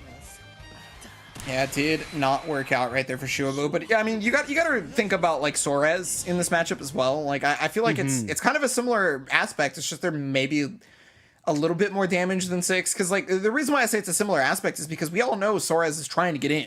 Like that's the game plan, right? And of course we always talk about Ladiva is like, well, if you come to me, I'm gonna grab you and I'm gonna hug you as hard as I can. It's gonna hurt more than you're gonna hurt me.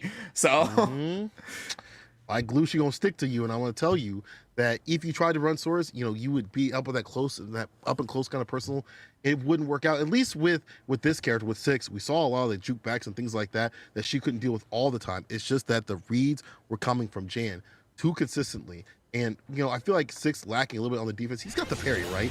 But you don't have much more else than that. It just felt like also the less amount of damage my man was doing means that when he was down, he was basically out. Yeah, that's just all it is, really. It's like, he really couldn't, make the most out of opportunities. Well, I mean, he's making the most out of the opportunities for the characters, but it's not enough in a lot of the situations for sure. And I think, honestly, it's a good test to see how 6 is going to do versus certain characters in the game. Because, he's only been out for so long. Right. You can only have such an assessment of the character for with this amount of time. And I gotta give Shuba credit. And this is the upper side of the bracket, so they can come through with that Soares and make the work. If they have to fight Jan again, they can try Soares and see how it do. As after seeing it don't work out here, but like props to them for running a DLC character that is so new. You haven't maybe flushed out all the matchups, the particulars and things like that. So in a situation in a top 8 of a stack tournament at EVO, you're running this character. That's a heck of a lot of experience to run. Yeah, and I mean, hey, like a lot of people have been playing a ton of 6, obviously, because he's the new hotness, right? Everybody wants to mess with the everybody wants to mess with a new character, and so didn't end up working out this time. Bisu and Jan is going to be your upper bracket finals, and you're going to see in the lower bracket, we do have another update. So Wentinel is out to Kenaran 3-1, so it's going to be Kaina versus Kenaran and Shuabu versus Seth series. I assume Oh wait, no, because we just got that. So Kaina and Kenaran might be the only ones playing off stream right now, and then Shubu and Seth Series are probably going to get underway shortly. But yeah, I mean, Bisu versus Jan, that's our main event right now for the upper bracket finals. It's, I do, okay, so this time I'm starting to wonder if he's going to play Charlotta, because Belial has always been a scary character, just, you know, for a lot of the up close people because of his frame trap ability, right? Like if you get counter hit, this is finally a character that can change the risk reward in outside of the favor. Yeah. Yeah, I think this is the time to kind of test out. You have a first to 3, so if you're going to switch, I think you should switch earlier rather than later, so you're not stuck with a character that doesn't work out. But we have to see. I mean, Jan working the bracket out here, on fire. Are he going to be stopped by someone like Bizu? It could be Bizu. Definitely a big pick. I've been seeing, watching the chat. Y'all in the chat be saying Bizu, Bizu. Watch Wednesday Night Fights. It's definitely Bizu who's the pick too as well. So could be the same situation in these EVO brackets right here. Yeah, well, I mean, okay, so you guys have seen EU all the way through. You've seen most of North America. And, you know, you've probably sat down, you've probably got a good idea of what this is all about. This is all about open brackets, open tournaments, and being able to compete no matter who you are, where you're at. So you guys can go to compete.playstation.com if you think you can either contend with these players or, you know, outright beat them. Or if you want to learn something, because getting into tournament is one of the best ways of learning. So compete.playstation.com. Try and learn from the best. Try and learn from some of the articles on the website. And while you do that, we're going to go ahead and kick it off to a quick break. It's going to be our last break before we round out the EVO side tournament's top 8. Please stick around because we will be crowning a champion today.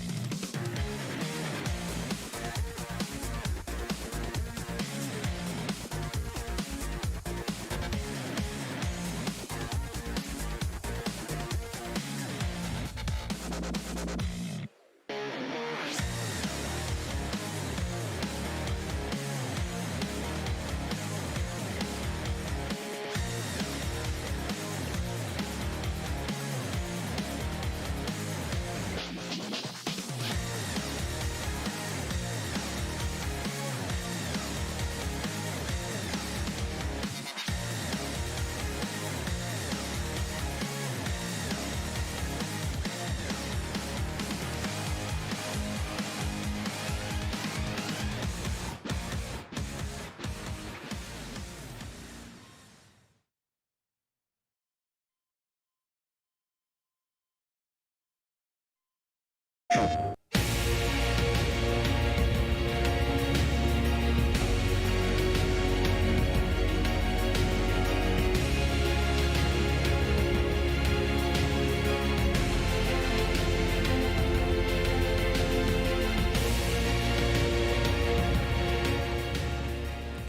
this is finally it. We are rounding out the EVO side tournaments for Granblue Fantasy versus Top 8. We have got our upper bracket finals. Panda St. Cola is here with me to make sure I can breathe every now and then. And it has been just ruthless. And this upper bracket finals, bro, I think you share the same sentiment as me. Yeah. This is going to be chaos. Oh no, you said help you breathe.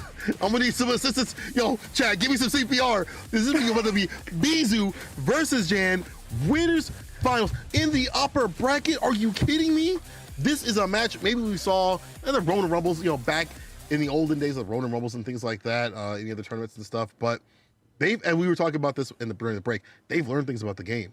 They've learned the neutral, they've learned the characters. There's Bell, who is out now. Things are different. Things are definitely be hitting different when you're trying to win EVO. Grand finals, get out in that winner side spot. Yeah, I mean, we've talked about a couple of times like what these two players are good at, and one of the things is just like the chaos, right? Like they are really good at disrespecting the opponent, and I mean, we've seen it like, so Bisu had a ton of dash checks versus his opponents getting up to this upper bracket final, right? Right. And, Jan, on the other hand, disrespecting his opponents through, just the sheer amount of, like, offensive pressure. Just be like, yeah, you could DP. I don't believe you, though. Yeah, that kind of thing, right? It's, yeah, you ain't gonna do it. You trust me, buddy, you're not that guy. But, yeah, that is some of the reasons why I worry about it being chaos, right? Is the dash checks, the disrespect. I feel like too with the damage output from Belial is a very important point, because normally we talk about like the risk reward being in Ladiva's favor when she tries to get the opponent up close to her, because she'll usually dish out more damage than the opponent than they will to her. But Belial's built different. He's not playing around. I don't know if it's chlorine or concrete. That character is unusual. The fireball checks too, also gonna be a pain point. He's got one of the best, not the best fireball in the business. Winners finals, Jan versus Bizu. People, let's get it. Now another thing though is I've never known Jan to know fear, so I don't think he's gonna be too afraid of some of the stuff that Bizu's gonna bring to the table. He's probably just gonna do the same thing that he was gonna do anyway. Right, yeah. Like, this is just another person to him. In some ways, you got to play like that, but you also have to respect what they do in some situations. 2H, EX, Laureato puts him down to the ground. The weight and the bait. Oh, no. Super unfortunate right there for Jan. Was unable to punish the EX Dragon Punch, and that is going to be great for Bisu. Now, obviously, the life totals are very similar, but this could have been a completely different story, because Jan would have been directly on top of Bisu in the corner. And, Love Max Bomber? No. No punish either? What? Big drops. We talked about chaos. It's definitely chaotic right here with a lot of scramble situations and spaghetti. Boxing out the fireball though. Bizu has the lead in health, late tech. Jan eating some damage, jumps away. Still in play. EX command grab. Let me show you mines. This is definitely not the type of chaos that I was expecting. I was looking for more that they were just going to be trading blow for blow, and then now it's looking like they can't seem to punish each other. But the sweep right there, that's an easy punish. Yeah, that's the thing. You have to run those eventually, though. You got to put the sweeps down, get the knockdown, and run your pressure game. But when they don't work, Bizu just puts you in the corner. You eat half your health. It's off the table.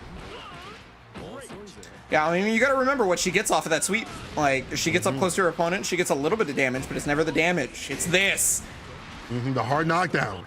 Command grab. Will it blend? EX. Spot dodge. Nobody home. Gencon caught in the corner. Bizu, though, with a full bar of Skybound art and Super Skybound art if he chooses to use it. Ooh, the 5H right there. No cancel from Bisu, but I understand. It's hard to believe in that kind of 5H. Gotta be careful. Find the right religion to put your faith in with those fierces. Easy. Trying to stay solid. Jan still walking to the corner. I like how Jan uses the screen space to kind of walk back to not overextend also. Yeah, we'll now push towards the corner at this point. Jan just remaining stalwart, completely vigilant. Finally, the throw is the open up, and now the life totals are a little less in Jan's favor, especially now to the late tech, because you do still take damage on late tech. And, you know, Bisu is plus to the fact that he initiated the throw. This rings here, and there's a challenge. My man said, I'm taking my turn. And the empty load, there you go, Bisu. You only minus if you a buster. My man challenging when maybe where he shouldn't. But if I'm Jan, I'm looking at that like, okay, dog, you like that? You built like that? We should have built different too. That mix-up is so messed up because Bisu does the jump H before landing, and it doesn't actually connect on you. So you think you need to block high because you see the animation, and then it's like, oh yeah, he's actually doing a low on you. And that is one of the strongest mix-up in fighting games, because like people usually react to animations. That's just how they do it. They don't really have a choice, right? And so when you react to an animation, you're opening yourself up in a way, and it's really funny. Mixing your own stuff up. Congratulations, you played yourself. Too far for the conversion of the EX. Bisu jumping away. That bar off in play, that's good. Bisu spinning all that bar to get that push and catch Jan caught up in the corner. Sweep off the feet though, command grab. Yeah, he's definitely reading either an invincible wake up or clearly, like, you know, the parry's not working out as well. And there it is, full run up command throw to take that round. That's what I'm talking about. Jan taking him to town. Jan, when they get the command grabs going, definitely putting work in against Bisu. Anti-air right there though. Dodge the 2M. I like how he's reading what Bisu wants to do with these jump-ins. Okay, got the punish this time. Ooh, caught the jump out. And yeah, we talked about how that's just a hard situation to deal with because, like, you know, she can command grab you. She doesn't have to command grab you, but now you're gonna have to deal with this damage output. DP ender. And Jan, again, knows zero fear, just jumps out, able to get the hit, and now he's gonna run the mix-up game. It's command throw. And the empty addition. Jan, we told y'all when they get the reads going, looking like a librarian out here. Flip it through and make it Bisu look like a children's book, man. He's like, there's only 3 pages, easy work right here. But Bisu ain't done just yet. Ooh, air unblockable setup, yeah, right there. If you jump and you block that that fireball, you're at the mercy of Belial. He will unblockable you, and he just gets a free knockdown. That's why that fireball, one of the best, if not the best in the business. The utility so strong in so many situations. There's the cross up though, Jan, where the Lariat, auto combo, EX, put it back down on the ground with the follow up. What's the mix? He interrupts. Disrespect. That looked like the chop. Yeah, trying to get the meaty setup right there. Jan just jumping out. And he's just like, yeah, I don't want to deal with this anymore, and just leaves, just casually. We out of there. Okay, Croatia follow up. There's a unique. They said it was nerfed. You bought it. They said that you can't use it anymore. Well, apparently not. Oh, but there's the air grab right there. The leg drop on the neck. Okay. Now you got the setup. Are you going to jump out? But this vigilance right there from Bisu is going to be able to stay alive. Goes for the Croatia and no, did not get the full conversion right there off the 2M 2L. And oh my goodness, don't punish either. If you lose You're going to punish this? Okay. So sorry for all Jan. Cleans it up. Whipped twice. Didn't make it nice, yo, Jan. I was like, dog, you deserve to win this one. I mean, after that big drop, just be like that. Again, scramble situations, but staying solid is Jan, and that's how you stay consistent. Yeah, now Jan already pushing towards the corner here, thanks to the anti-air. Oh, got the DP, just gonna go for that straight punish. Look at that. Now the mix-up, though. Oh, the goodness. Counter hit. That's gonna hurt so much. Is that death? Oh, my God. I think it's dead. I think you might be dead. I think you might be dead, my friend. The finish from Jan. Bro, Jan with not only just the reads, but staying solid, using the spot dodge, avoiding these situations, and again, being the victor of scramble situations is why he's on game point. Yeah. Jan just converting to perfect effectiveness right there, especially on the frame trap to be able to get that 5H counter hit.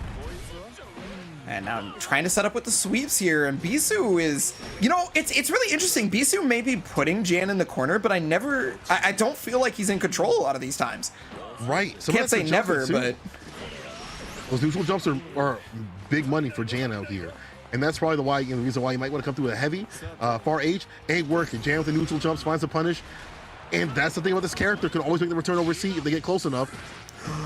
Oh, got him, coach, right there. Love Max Bomber. You're kind of in a check situation right now because he's got most of his cooldowns. Jan's gonna be able to get the leg drop. Oh, regular throw. The chiropractor. See me on Sunday. Jan on set point. That one took down Batman. You're not getting away from that one.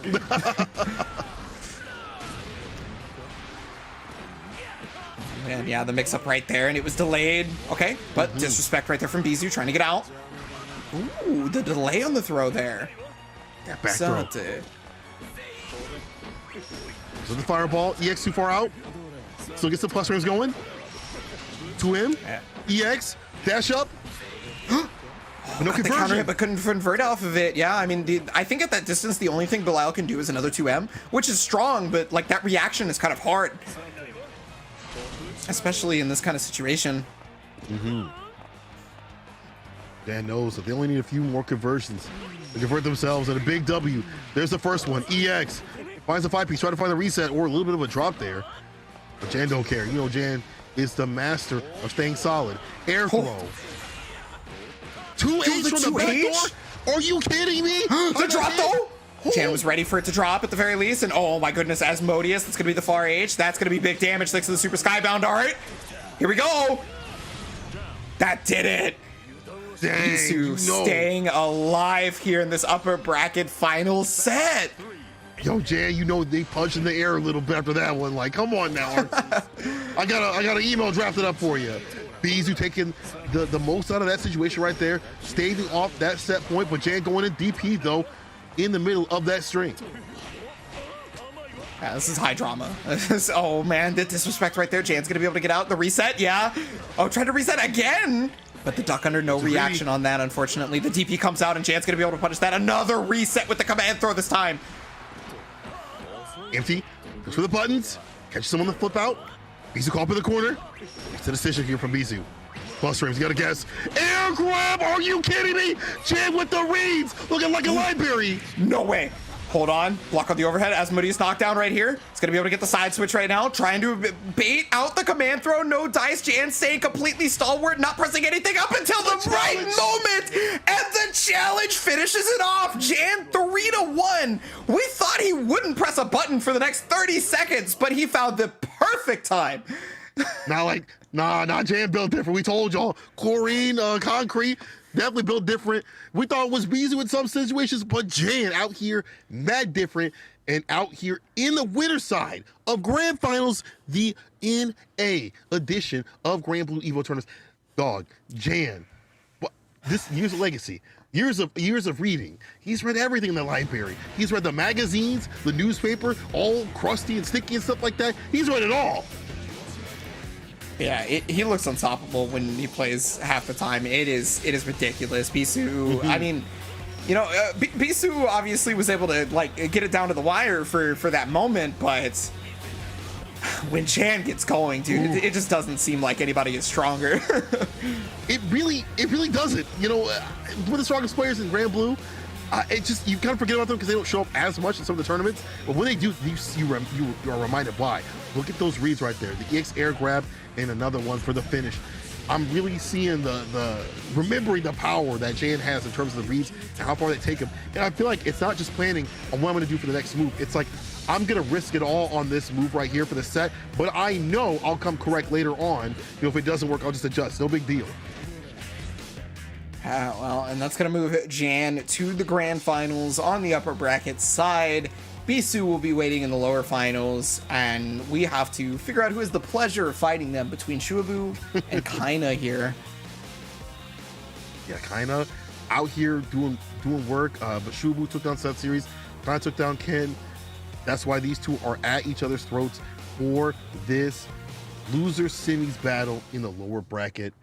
Man, I can't tell you who's gonna win. I can't tell. I feel like Jan has got a big grip, you know, no pun intended, because he's a grapple player, on this tournament. But I feel like if you knock down someone like Bisu like that in the lower bracket side of things, and they got to work their way up, they're gonna be hot after winning their match. But I should not prophesize anyone's demise, because who knows? Maybe Kai could come through and come correct with that Bubs pick. You don't want to make you said you don't want to make the pun, but you were making puns the whole match with the gorilla grip and everything else. But no, you don't want to make the pun now. Now you're gonna chicken out on me? Nah. It doesn't work like that, dog. It doesn't work like that, dog. We'll keep it going. We're gonna keep it going then. You got it. We'll keep it going. Nah, I'll play with you, but yeah. No, I mean, Shubu kinda. Yeah. Well. This one's weird for me because, you know, I said a thing and I was completely wrong about Shubu just straight up going with Suarez, right? And so, right. You know, I obviously we haven't seen anybody but Bubs from Kaina, and to be honest, in tournaments that I've seen Kaina play, I'm trying to think of, or at least, you know, when Kaina plays like just online in general, it's just Beelzebub that I know of. I don't know if they have a secondary character at all. That's what my research had found. And to be honest, the way the bub is played, I like it. I mean, that's a bub that I feel like that's a top level bub right there. I don't know if you need to switch to anything else. Bub, definitely a top contender out here for a lot of people. I've seen a few tier lists floating around. We all know how we feel about tier lists and stuff like that. Any Joe Schmo can pull it up for interactions and things like that. In fact, why don't you go check out my tier list later on that I'm going to put up right after this tournament. But anyway, join Panda Global, and this is what happens. You become a tier list maker. This is what happens. It's in my system. It's in my system. Next Panda video, definitely with some tier list stuff. But there's a reason that Bubs is definitely considered by a lot of people to be super strong. He's got all the tools for victory. He's got everything you need. Fireball, DP, you know, very great, you know, wake up situations, things like that. He's got the teleport to stay away from a lot of pressure situations too as well. Meaties are real good. The overhead extensions, he's so strong that it's just about cycling all that stuff at the right time. Some of that cycling just comes from the player having to be good about that. You know, like that's on the player. The onus is on them to put that in the right way.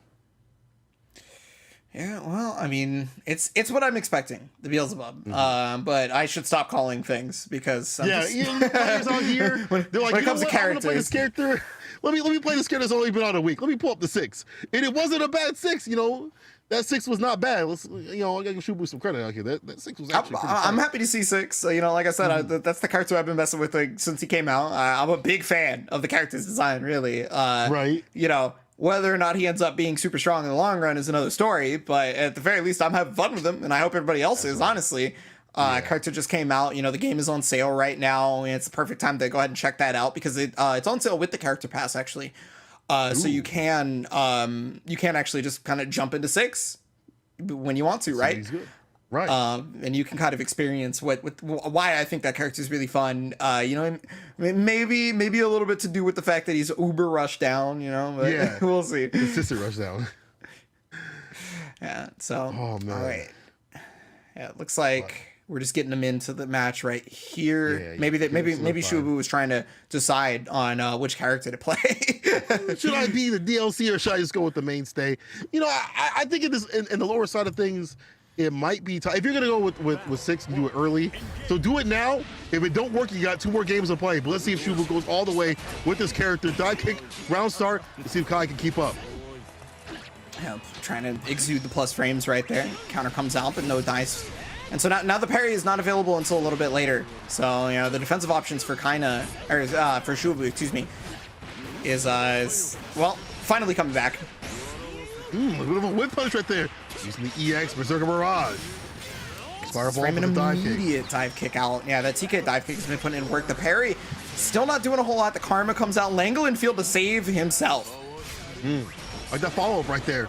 Remember, you're rotating these options right here to stay solid and make sure you have something on the deck just in case you need to extend this damage, especially off the 2 M's from Beelzebub.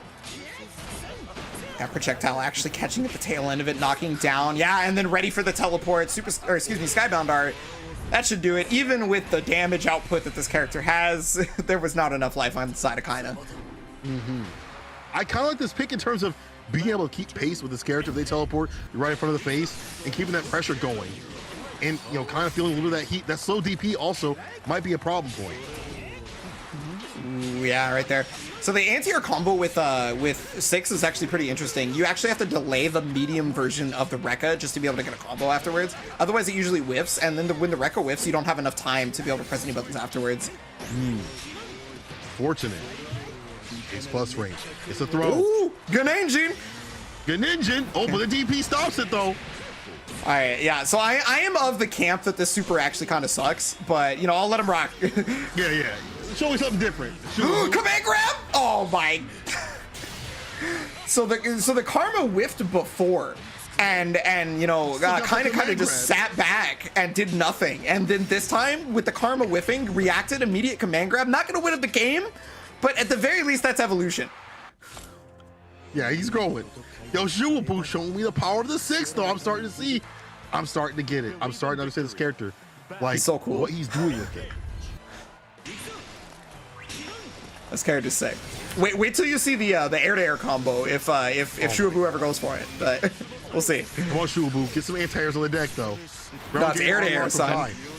Air-to-air. That's the it's very important. Well, let me find out. This character got some sauce on him.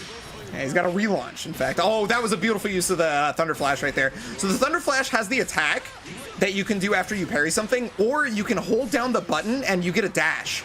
Now, depending on which Thunder Flash you did is which way he dashes. And so that Thunder Flash got him out of the corner, but kind of basically didn't care. Yeah, he's like, hey, man, you leave it, I'm going to make you pay the toll. It's damage. Remember, bot dodge, trying to dodge what comes his way, kind of canceling the fireball, trying to get the chase down. Jump denies that overhead. Now the pressure from Shuabu. Yeah, Chaos Legion, or excuse me, Chaos Calibur is just a little bit too far away. Gonna get the full conversion here. Just goes for the plus frames. Yeah, but Langland Field does not care. Back throw. Tries to do it again. Late tech though. Ooh. Punish on the sweep with the wake up. Too far out for the extension. That's gonna kill here. Yeah, just a bit too far away on the Skybound, but not going to matter as Shuabu got the EX, finishing off that first round. He would definitely be doing better in these second rounds. I feel like they start getting the momentum going, start getting the reads going, and just that pressure doesn't stop. Man, that 2H is something else sometimes. Good lord. That 2H hit behind him. Well, the back door. Dump out, though. Shuabu trying to apply that pressure. Keep it going. Oh, man. Yeah, okay, so set up right here. Oh, just goes for the Genanchi setup. Okay. Shadow clones. Oh, and you can combo off of overhead, and that could be the death. No, just a bit too far away to be able to fully convert. Unfortunate right there. Plus frames gets thrown into the back. Goes low. Off the EX. Oh, my god. Off the heavy right, the Skybound Art. No, didn't let 5H rock long enough, so they weren't high enough, and because of that, Super Skybound Art ended up whiffing. That could have been a completely different game for Kaina. That could have been like momentum. That could have been like, yo, I can do this. But now we're seeing game point for Shuabu with the 6. I'd be punching the drywall if I was Kai. I'm not going to lie to you. There'd be holes in the drywall right now. Sorry, Mom. I don't know if they live with their parents. I'm not sure. That's one of the things that you have to avoid though is letting that tilt you. You can't let that tilt you. You have to be like, okay, right. You know, it's really unfortunate, but we got to come back into it. You know, it's a new game. I can make this 3-0 comeback because you don't have a choice. Yeah, you really don't. This is game point for Shuabu. You got to make the turnover seat right here. Can't let things get in your way. Karma in play. Back throw. Oh, Black Flies should get punished through with the Super Skybound Art. Yeah, it's not going to get full animation, but that doesn't matter. Stay solid. Where's the X-Raw?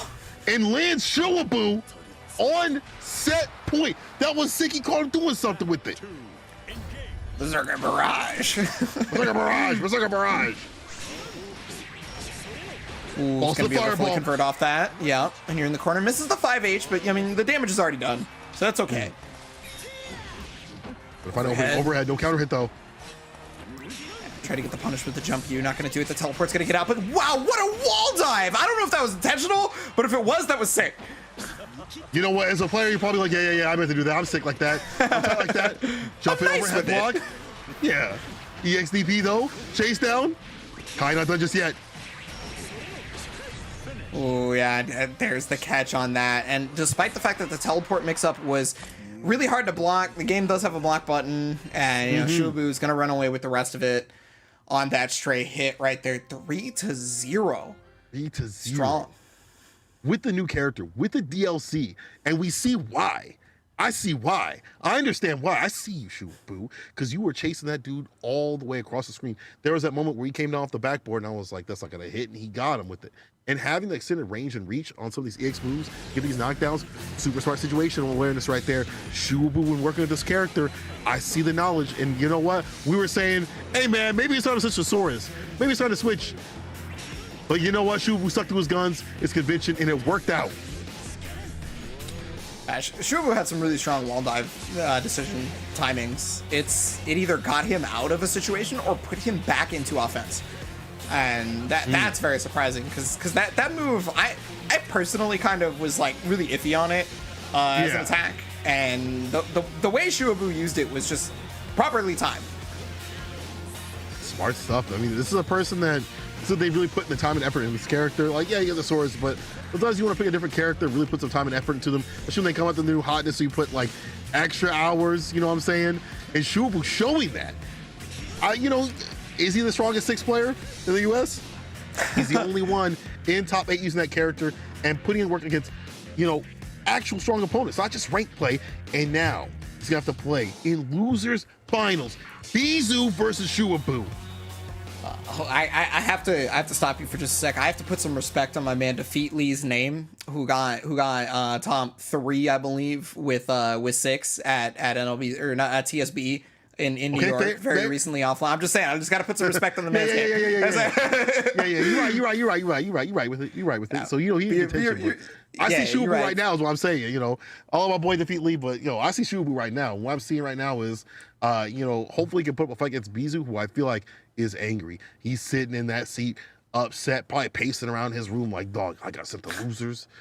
I'm coming right back to the upper side of the bracket. I promise you. Losers finals. This is going to be a tight one. Shuabu, maybe not people's pick. Might be. He might be able to do it. Might be able to put Bizu down. Well, I mean, you talk about the people's pick. It's actually really close. 52% is on Bizu. So, I mean, hey, yo, chat, you said 52? Far off. Yeah, 52. Hey, yo, Chad, let me know who you got, y'all. That is so sick that people are not like, yo, Bizu, whatever. They're seeing the Shuabu. They're seeing the power of the 6. You know what I'm saying? They're seeing the power of the DLC.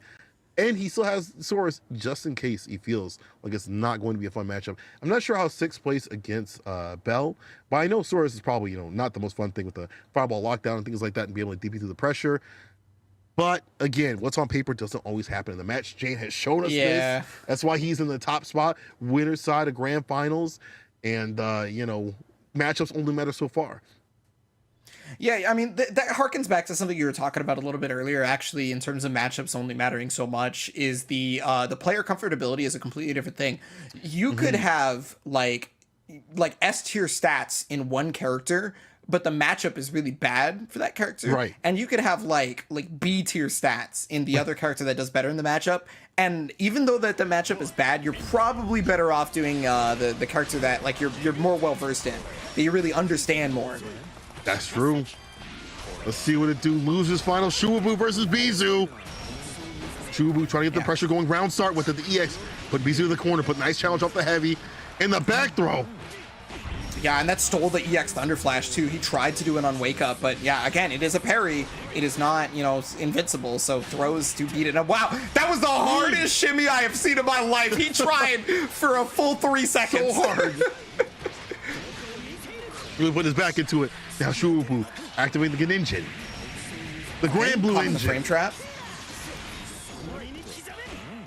Ooh, tried to go for the meaty right there with the shadow clones, because if the shadows get the overhead, they do it later obviously than 6 himself, right? So you get the meaty overhead while 6 is able to just kind of sit back. But just ill-timed on that one. Bisu was able to get out of the corner, was able to take the round. Yeah, able to stay solid in the face of all this pressure. Remember, this character not about the that anti. My man caught him coming in, close the door in front of his face. Ooh, caught the spot dodge there too. Oh, and then the frame trap on this one. Oh no, yeah, that's way more damage than 6 has any right of getting. But he's gonna be able to jump over the universal overhead. The DP comes out though. Thunder Flash. 2M. Choke him out. Oh no. EX does it again. This is gonna hurt. The heavy. Oh my god, one more touch. Why did he? Oh no! They both dropped Super Skybound Art. Backdash. Oh my goodness, that's so unfortunate for the both of them. I feel like they both had game-winning combos. It was right there. And your Bizu definitely want to get that first, that other round so you can get the game up. Shu trying to stay alive in this match. Oh, the 5H is going to stop the Berserker Flash. Oh my god. And there it is, EX command grab with a prayer, a dream, and a pixel of health. Bizu staying alive. Bro, Shuabu, Bizu at those, we've seen Scrabbles all day, man. It must be those EVO nerves, dog. Big stage, gonna think of thousands of people watching you. You're gonna come correct. Bizu is the one to get the first game done with the pressure on trade. Roma's favor. DP though, does it raw. 2M, poking away, putting him in the corner. Yeah, I won't lie to you. This is also like a Boston to California connection, to be fair. Yeah. A little bit of distance. I feel you. Just throw that one out there. Yeah. People don't know. The 2H? That could very well be it. Body on body parade. Finishing off. Bizu. Again with that oppression, and this time even more so domination in the neutral than we've even seen before. All those two M's, maybe they're not all converting, but they are pressing Shupu in the corner, and he calls me a liar, doing a hit confirm right there in the choke slam. He was able to jump out of the throw setup right there, trying to backdash. And yeah, luckily he was not close enough to the corner that would have been a guaranteed punish on the 5H. Bizu tried it, but yeah, just not the spacing. Ooh, got the 5H this time. Thunder Flash. Parry. And the chase down. I like that Bizu trying to chase down some of these situations. Tries to fade away, but it looks like it's too far out for the H to reach. Yeah, it's just a bit too far away. And gonna be able to get the hit here on this one. Can convert into Skybound. Gonna do exactly that off the 5H. I mean, even with the scaling, I'm pretty sure this is done. Yeah, it's a done deal. He's a dead dude. Bizu doing the dang thing. I feel like Shuabu has lost all momentum, but going right back into it. No deliberation, no configuration in terms of switching into a different character. Ride or die with the 6 to do it. But Bizu on game point. Yeah, 6 is, I mean, has been putting in enough work, right? May as well just stick with it at this point. And okay, the pressure's on. Gonna miss the 5H on that one, unfortunately, but give Daddy some sugar. Or for your money. Jump low. Sugar Daddy. Nice jump in though. Shuabu with the EX, puts the palms on him. Okay, tries to take those plus frames right there, but the back off. No. Dash gonna get got. Yes. Yo, the spot dodge. No big punish though. I wish you would have believed. Oh man, I think in that situation you actually could have gotten a loop there, but I could be wrong. Thunder Flash comes out, and there's the switch over. Yeah, you're invincible until you're fully recovered, if I remember correctly, on the hold version of Thunder Flash. At least for the EX one, if I remember right. But it's yeah. So it looked like Bizu tried to like hit him. It looked like he knew. Now caught up in the corner, the throw. Bizu, this pressure we've seen so many times. This character's got the challenge. This time he whips the EX Barry. Just runs the normals again. Bizu not looking. Oh, so many plus frames, but he's used all his EXs. He literally can't special cancel anything. It's off the table. Bizu sniffing out blood. Oh, Thunder Flash is gonna get, yeah, whopped right there. Skybound Art not gonna die just yet, but you're in chip range at that point. You try to jump out and you get hit by the Asmodeus. Set point. Bizu, yep, set point situation for Bizu out here against Shuabu. Shuabu trying to stave off that set point situation. Needs one more round to do so, to give us more games. I don't want to see a wash for losers finals, but it may happen here. Bizu starting to read and predict man what to do. As soon as I say that, Shuabu coming through. Ooh, got hit by the EX Fireball on that one. Yeah, and again, no other EXs available, so couldn't special cancel anything at that point. The wall dive's just gonna get out of dodge. Got the EX on this one, full conversion. No, drops a 5H again. Drops. Painful, but runs like an engine. Okay, when is the overhead? Okay. TP out right there, the Thunder Flash. Oh, so the Thunder Flash actually does hit 3 times. Okay. I've never used Thunder Flash while in Genji, so I never actually knew. But, oh, caught the wake-up counter hit right there. Staying alive, Shuabu, 2-1. Shubu. I feel like when they start alternating their, and we already talked about how like you need to alternate your cooldowns in the proper way for every character. You see that Shubu doesn't have any damage at all unless he's got those cooldowns all stock locked and ready to load. This time, at least in the last match, he was running them right, but Bizu running him roll right here with the EXDP back down to the ground. Just gonna be able to back off on this one. Thunder Flash is an anti-air, super good. Plus frames again. Yeah, trying to get that frame trap. You know, that worked a lot, I think, in the first game, and then it hasn't really paid off too much since the 5L into 5H. Actually, no, it wasn't versus Bisu. It was versus Jan, I think. Alright, parry. Right there on the card string. Yeah, just gonna go for the cross up right there. Got the counter hit, but couldn't fully convert, unfortunately. Goetia, he's got the life lead. He knows that he doesn't need to commit, and yeah, just toss some fireballs. Eventually, you're gonna get the combo.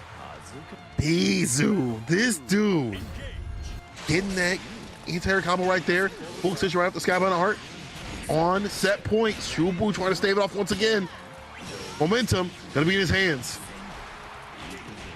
Side switch on this one. Oh, Shubu ended up getting opened up right there. Bisu's going to be able to take all the way to the corner. And the reset on EX or man grab.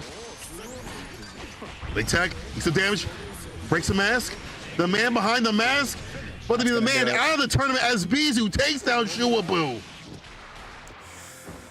Bizu pretty much converting every single hit into the max damage every single time he got any hit at all. Every hit. That's happened the whole tournament. Bisu has not really been hard pressed to find damage whenever he gets a hit. He's just like, oh yeah, that was the 2-all starter. Yeah, it's probably Happy Life maybe.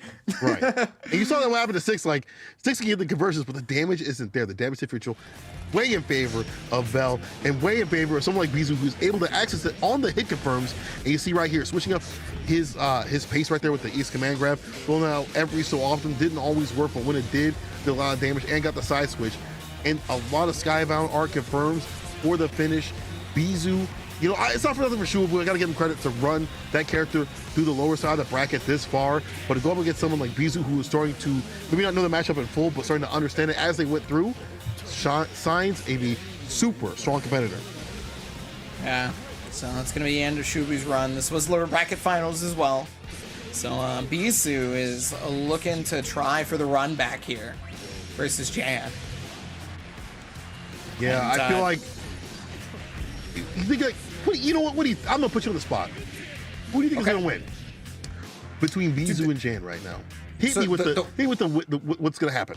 The way Jan has been playing, I think Jan's probably got the set right. Jan is just like so strong in general, but I do think there's probably a bracket reset. At least at the very least, that's what I'm guessing. Right? That's how I feel in my heart's eye. Is right. That bracket reset will probably happen, but I think Jan kind of has it. Bisu, I don't think anybody can ever count him out. Obviously, it's just the way Jan has been playing today is just a whole other story. Man, then again, Bisu, when they're hot, and I feel like the way that they're playing is definitely it's everything or not. Grand finals, Jan versus Bisu. It's gonna be that run back where it's like you gotta put it all on the line. But as you said, Jan looking super fine. The fact that Jan is reading everything, reading EX command grab, air additions, like if you're doing that kind of thing, you're definitely on point as a grappler player, right? You're definitely on point. Yeah, I heavily agree. Now, Bisu is currently in the hot seat because, you know, he's been playing game after game. You know, he's probably got that execution on deck right now, not really cold. Jan hopefully has been in training mode while waiting. Right. You know, to keep going. Cool. But that's always like one of the advantages of coming through losers is you at the very least have the warm up. You've been playing for a while, you're really feeling it, you have the momentum going. And I think Bisu is going to try to ride that as much as possible. The chat thinks 52% on Jan. This has been... Okay, I've been commentating a lot of PlayStation tournaments, and this is the most I have seen such close poll results. The most often. Usually chat is like... It's just like they're all in on somebody. You know, it's almost never as close as 50%. You know, some 60%, sure, but 50-50s in multiple matchups. I haven't seen that in a long time. All right, chat. Let's see who you got here. It's going to be again Jan, winner side, Bisu, loser side. NA Granblue Fantasy Finals for EVO side tournaments. Let's get it. Yeah, first game coming in and already the counter hit. H off the roll from Bisu. A good strong start. Gonna be able to move Jan all the way to the corner. Tried to tech the throw, but unfortunately was just a bit too far away. And as we love to joke about in anime, throws are plus on whiff. That's exactly what be going on. You throw, you press the dang button right after. Jan about to make the return over his seat out here. This is how it starts. One command grab and a prayer. Get the momentum going. Side switch to counter hit. Gets the extension, too far out for the EX. Picks him up, puts him down with the Laureato. Okay, like, oh yeah, already in the corner right there, and that's where the disrespect comes in, whether or not it'll actually come out. But the reaction from Jan on the jumping 360 leg drop. First round. Godlike. Godlike. This is what I'm talking about. Jan knows he's never out of it. That's a grapple mentality. You're never out of it as long as you can put hands on the man. If I don't see the KO screen, don't be calling the ref, dog. EX, full conversion, off the Laurie into the EX. Got him caught up in the corner again. This time the bust out, but the punish. Jan put him down with the washing machine. Oh no, another washing machine. The spin cycle doing more 900s than Tony Hawk ever could. Got it, 2H, full conversion, and that's the buff. Thanks to that buff, the 2H actually leaves the opponent standing now, and so you can get that easy lariat conversion. Don't have to be in the air to get the combo. Makes things a little bit more consistent for the character. Jan using it to great effectiveness and taking the first game.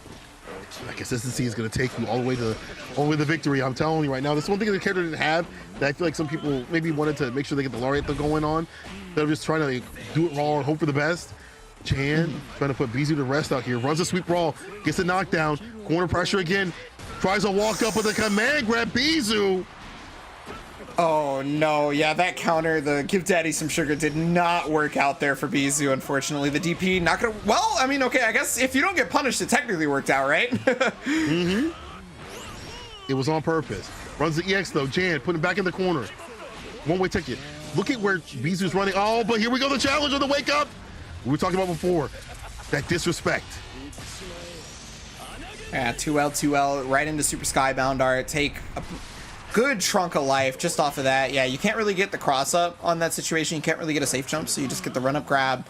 Jan remains stalwart enough to get thrown, but should be able to take it off the headbutt, yeah.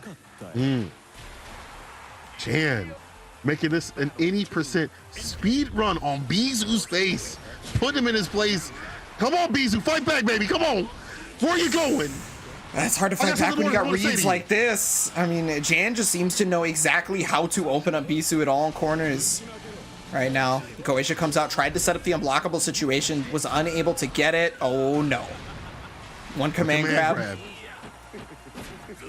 Jumps in, side switch, two with the pressure, the auto combos. Bisu not daring to press. We'll feel depressed. Jumps out.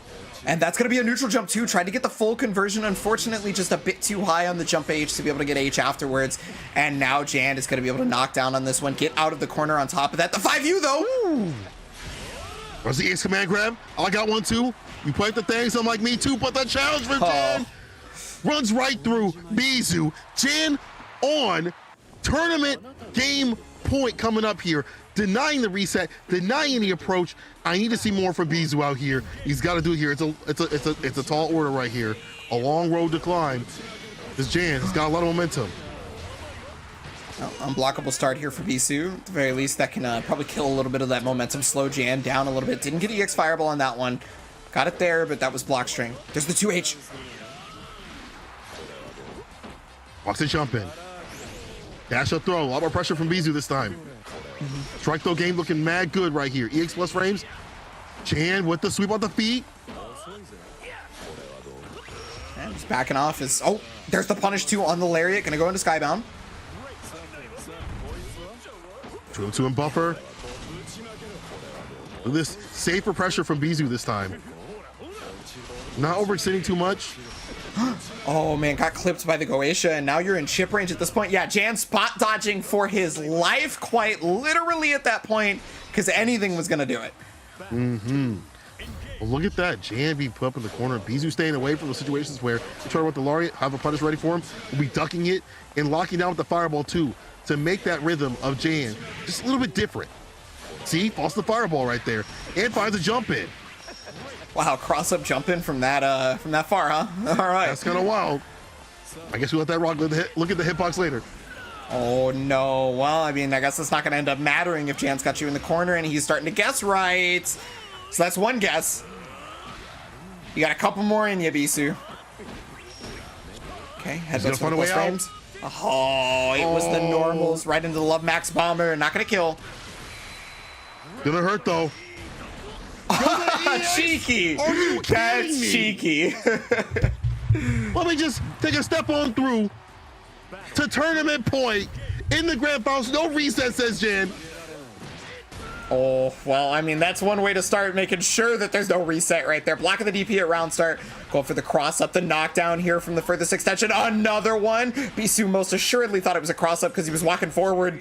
Trying to skate on through. No go. Neutral jump though. EX and the touch and from the skybound art. That's a lot of damage, people. And Jan is going to be the victor of the NA Finals EVO Granblue tournament.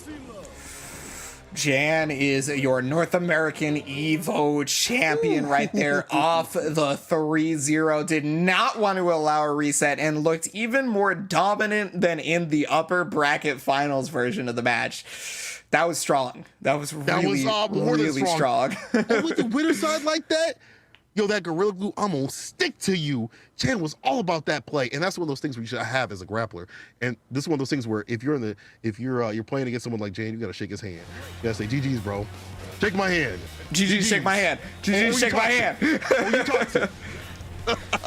Yeah, after you get hit by that many command grabs, GG's, shake my hand. Yeah, shake my hand. Oh my god. Oh, it's so man, hard to even deliberate what happened here because Jan just destroyed Bisu with the reads. It felt like a lot of those player interactions that just happened because Jan's like, I know what you want to do. It's disgusting, so I'm gonna stop you. Yeah, I mean, Jan mixed up his options on offense really, really well, right? Like, one of the big things that was specifically the headbutt situation, he made it so that Bisu couldn't really get a read on when to get out of headbutt very well. Because, I mean, well, he got hit by the mix-up on headbutt several different times, like right here, right? That was a singular headbutt, whereas, like, Jan had not done singular EX headbutt at all during the entire set. And there's the cheeky setup to take it. That's so dirty. You know, whip 5H right into EX. Because, like, it doesn't matter if they block the 5H, right? Because you just do something else. If it whiffs, you just go ham. So dangerous in those situations, corner situations, where he really maximized the potential of the character, and you're gonna see it through here through the bracket, maximizing the character, showing why they're super strong. 3-0, 3-1, 3-0, 3-0. But shouts to all the players that have come through in this top bracket. Even though scores may be washes here and there, it won't tell you the tale it takes. So make sure you guys, if you're missing the action, look through the VODs and check out this top level Granblue action. Yeah, and I mean, if there's any other fighting games that you want to check out for the EVO side tournaments or PlayStation tournaments, we do have a schedule of events coming up that is more than just Granblue Fantasy Versus. We have Under Night in Birth Una Claire on August 2nd, Dragon Ball Fighters on August 3rd, and then for the Open Series, there's several monthly finals that's a bit different than the EVO side tournaments, and it's going to be Mortal Kombat 11 Ultimate, July 28th, Call of Duty Black Ops Cold War, July 30th, Tekken 7, July 31st, Guilty Gear Strive on August 1st, and Soul Calibur 6 on August 4th. All the great action y'all can sign up for at compete.playstation.com. Make sure y'all get on it. Y'all trying to be up on this stream, have people root for you or against you, y'all can do that right down there. Make sure y'all get that done because I want to see more competitors out here, especially for Granblue. I'm happy that there are people that came through for Granblue, you know, and for all the fighting game tournaments that we've been seeing throughout the past couple of weeks. Yeah, I mean, look, everything on that schedule for the Open Series is something that you can sign up for right now. And again, that was compete.playstation.com.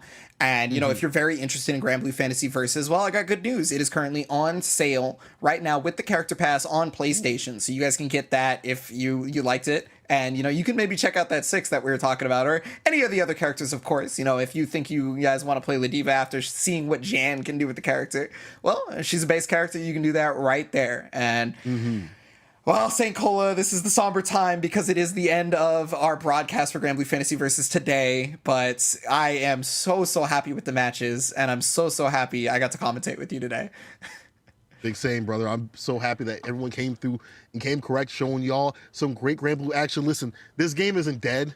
No games are dead. As long as 2 people are playing or multiple people are playing, we can grow this scene. We can grow together, okay? So if you guys want to play Granblue, go and pick up the game, have some fun. Locals are returning, offline's returning. You know, we're going to start spreading our wings to, you know, offline scene and stuff like that. And I can't wait to see all these online warriors come through, you know, leave the house, leave their basements or whatever, and start playing. You can do that. In the offline kind of scene. You can do that. You can walk outside and be like, ah, the sun, my eyes, my eyes. But I'm super excited though to see, you know, maybe a game that didn't get a chance to kind of thrive in, you know, normal sense, to be able to have that offline experience. It'll be happening real soon. We're only a few months away, people. Heck, some locals have already opened up. So if your local has it, go ahead and request it, play it, and have a lot of fun. Yeah, well, with that, guys, I want to thank you so much for watching. But again, remember that schedule because there is more stuff to be tuned in for EVO side tournaments and PlayStation tournaments.